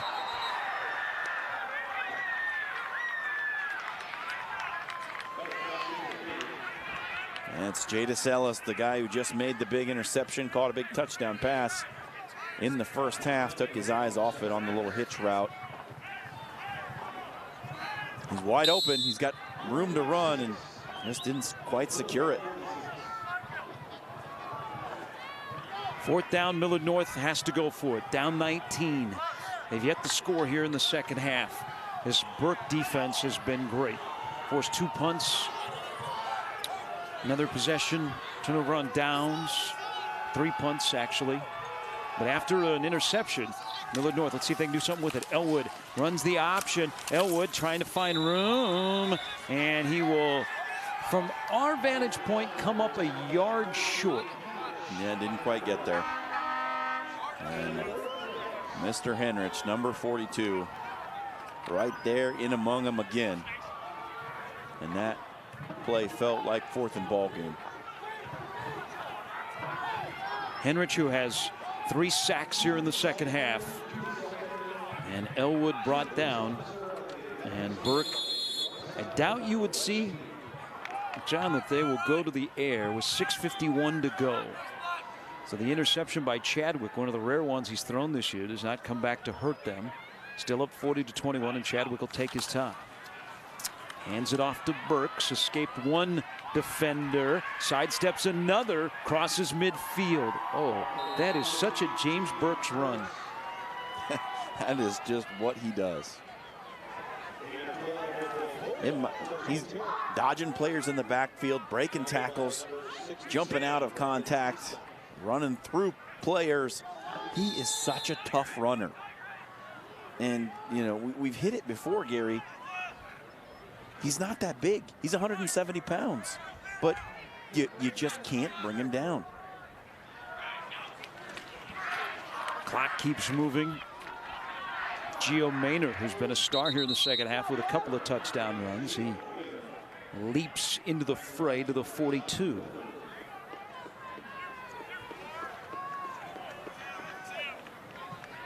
Burke last year, they beat Pius in the opening round and then were knocked out in the quarterfinals by Lincoln East.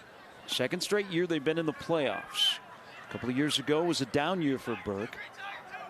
They rebounded last year with 8 wins. This year, they win tonight. That's their 8th. Last time they beat Millard North in the playoffs, 2011, and they made it all the way to Lincoln. Maynard again bounced off the pile, and he's going to have a first down. At times tonight, Gary, the tackling for the Mustangs has been a little suspect. They just haven't come up with the big stops when they've needed it. They made contact with Bulldog ball carriers and just haven't been able to get them to the ground. That time, it's Noah Mick, who you would expect to come up and make a big stick, and Maynard just kind of runs through the contact. But look at Gio Maynard. We might hear from Gio Maynard.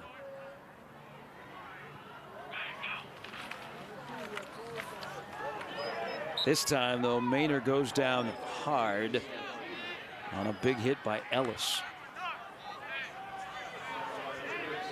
And also right there, the guy you've been talking about all night, Andrew Bednar, the sophomore linebacker.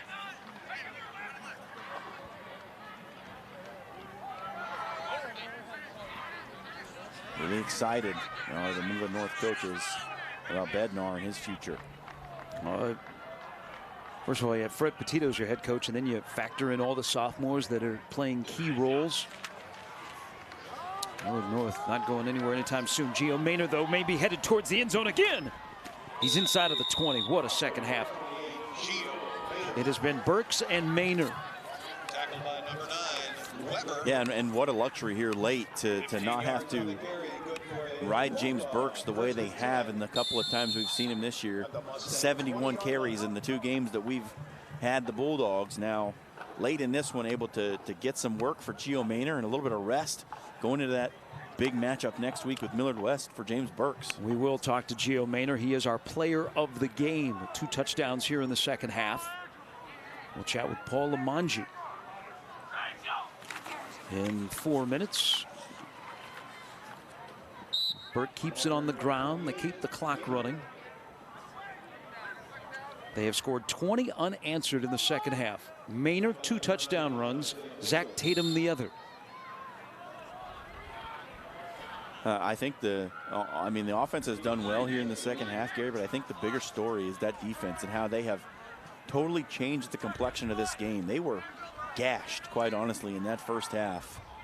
And they came out at halftime and said, no more. We are done with this business, and absolutely locked down that Millard North offense. Chadwick taking as much time off the clock, hands it off to Tatum for just a few yards. And it'll be 3rd down for the Bulldogs. The winner gets Millard West. Right now, Burke looks like they're headed to the quarterfinals again. We'll be headed to the quarterfinals with the entire Game Time crew after we warm up. And a big thanks on our behalf, John and myself. No doubt. To all of the men and women that are helping out tonight. Our camera crew, other support staff on the sidelines, and even those people in the truck who make these pictures look so great, make us sound great. It'll be 4th down for Burke.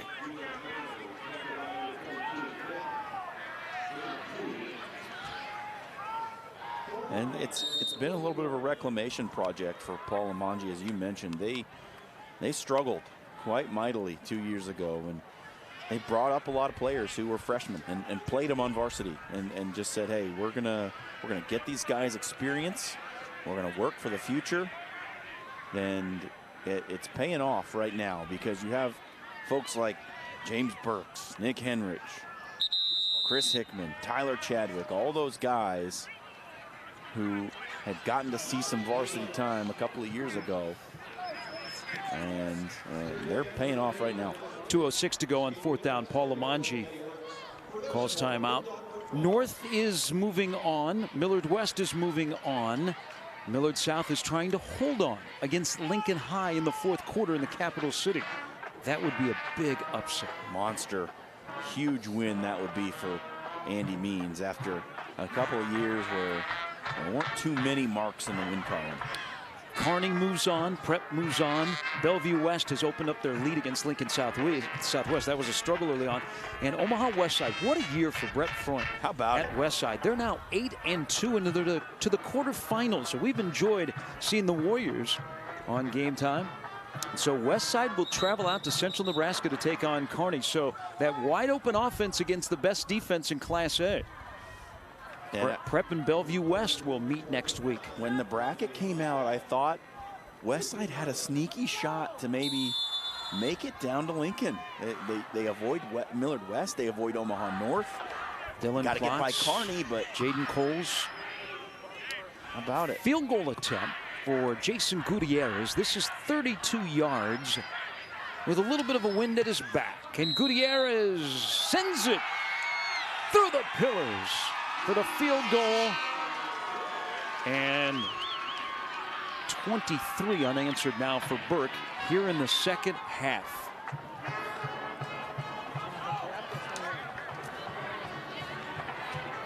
Two minutes to go, and let the celebration begin on that Burke sideline.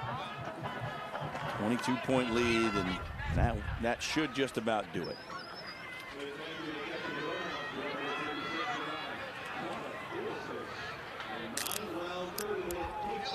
Burke Bulldogs looking like they're going to go ahead and move on down the line. They'll have to take the short trip next week over to Buell Stadium to face a very tough Millard West squad. That one should be an absolute dandy. Bulldogs faithful on the sideline there. It's been a cold one, there's no doubt about it. Very cool temperatures throughout the metro here tonight. Gary Sharp making his way down to the field. We will chat with our player of the game, Gio Maynor, and head coach Paul Lamangi, as Gutierrez kicks this one away. The return set up. It's going to be Jadis Ellis. He finds a little bit of a seam down the near sideline, gets across the 50, where he's knocked out of bounds. Cameron Coleman in on the tackle for the Bulldogs.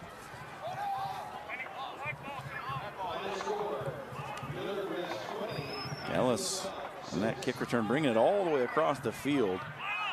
Well blocked to get the ball into Bulldog territory, and now, perhaps for the last time in his Millard North career, Cade Elwood brings the offense out.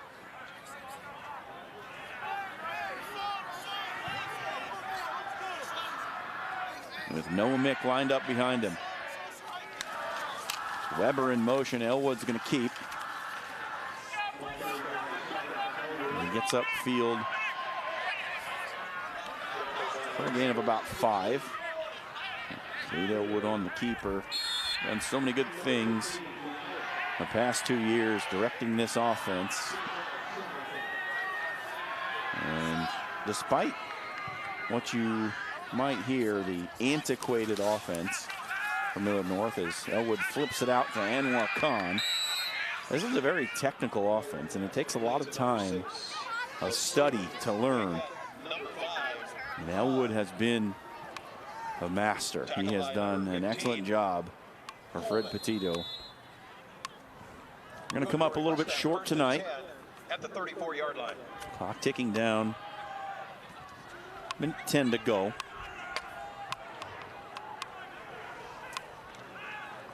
Elwood drops back, throws it over the shoulder, and off the fingertips.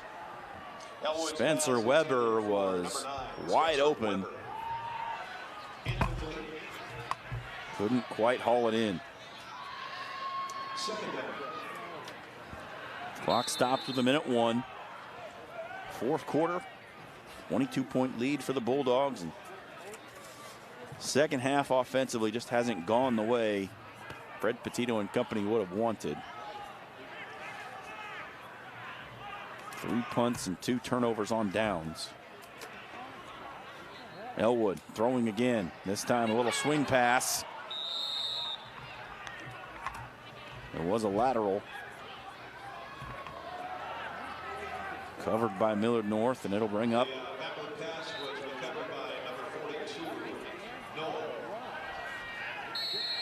brings up 3rd and long now. Clock continues to run, 46 seconds and counting. Elwood under center. Weber in motion. Handoff to Mick.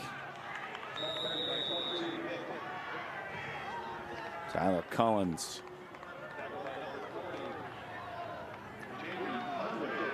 Senior gets in on the tackle.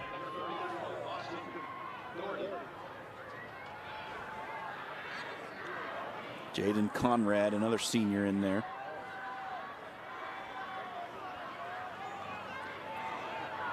Seven seconds to go, going to be the final snap of the 2017 season for the Mustangs.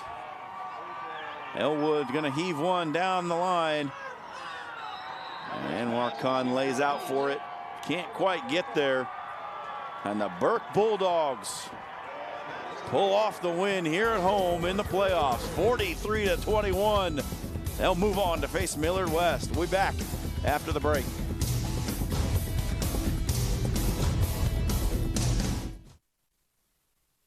Where will the next generation of caregivers come from? Who trains them? Who mentors them? Who inspires them? At CHI Health, we believe in the power of education. As partners with Creighton University, we are advancing a new era of academic health care. We're researching and collaborating to bring more minds to every case, every patient, every day. We're giving the future of care a new home. CHI Health. Imagine that. You're the decision maker, weighing every option to make the smartest choice. That's why you start with Nebraska Medicine, an entire network of top providers working together to keep you healthy. From extraordinary primary care to world-leading research and treatments, so you can be confident everyone's health is in good hands.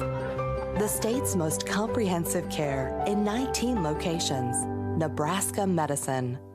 At Woodhouse Auto Family, the buying experience is different, and the over 27,000 customers who bought from us last year know why. Our knowledgeable sales staff know the brands, the products, and take time to get to know you and guide you to your perfect vehicle.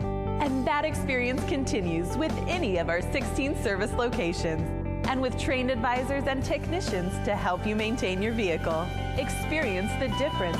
Purchase with confidence. This is Woodhouse. You're watching this week's Game Time on YurView, the Iowa Western Game of the Week.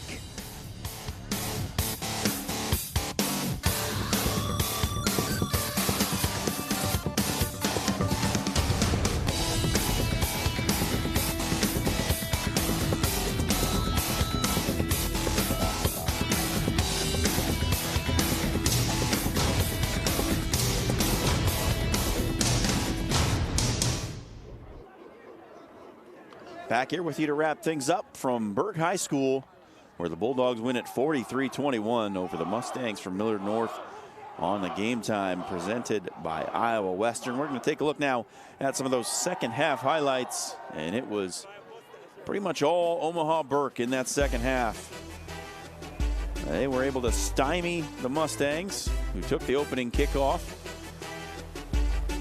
And then Tyler Chadwick, directing the offense down the field, had himself a nice second half, and the Bulldog offense was really clicking.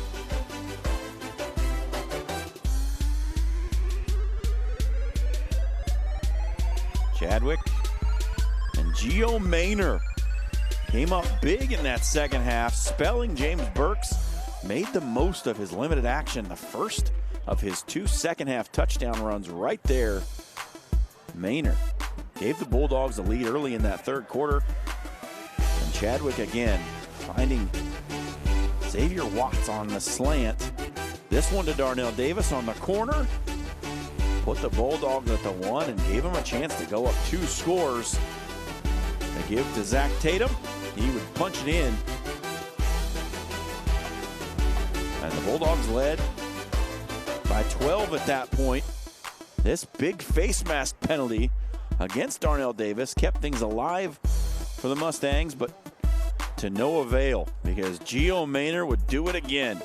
This one a 58-yard run. He would be run down from behind by Jadis Ellis at the 5-yard line. A couple of plays later, though, he punches it in for touchdown number 2 of the second half. A Gutierrez field goal late gave the Bulldogs 43, and that would do it. Here are your final statistics from this one. As you see Paul Lamanji talking to his bunch. They put on a defensive performance tonight in the second half that was absolutely spectacular. Nick Henrich from that linebacker spot.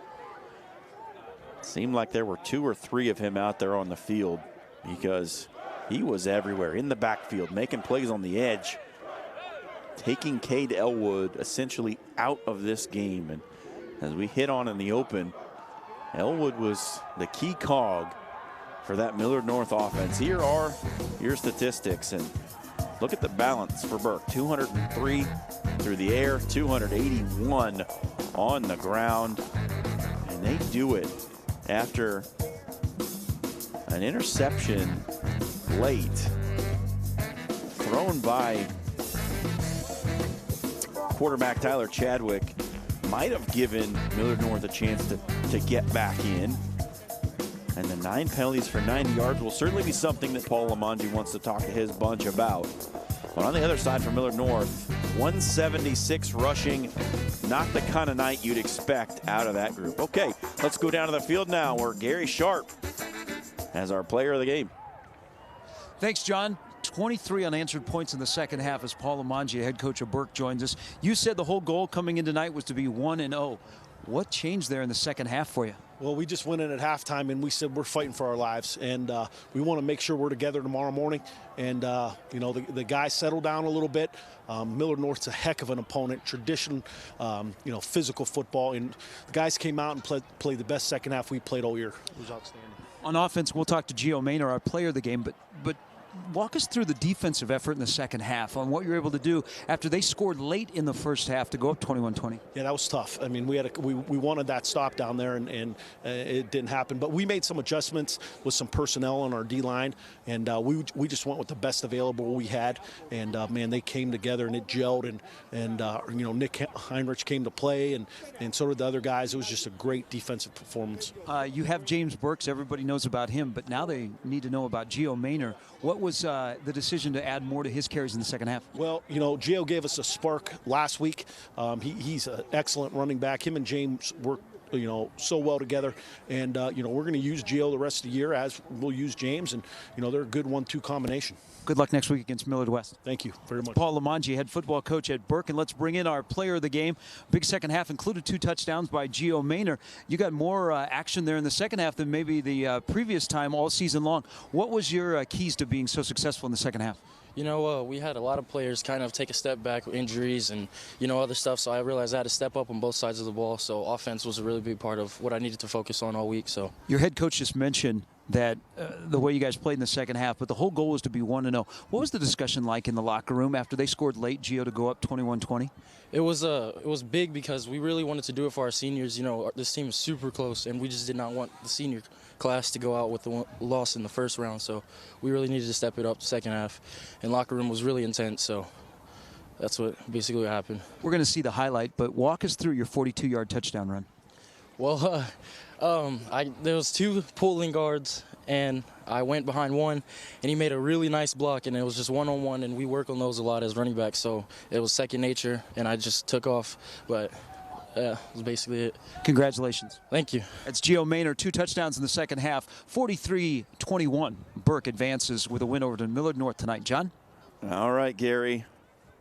As you said, Burke getting the big victory here tonight. Thank you, guys. 43-21 over Millard North, first round of the playoffs. Bulldogs get it done. Gio Maynor, 2 second-half touchdowns, and the defense comes up big. Tyler Chadwick got things started, and the Bulldogs finished it. Paul Lamongi moving on. Game time on YurView presented by Iowa Western. Thanks for watching. We'll be back next week with the second round. Tune in. Be good.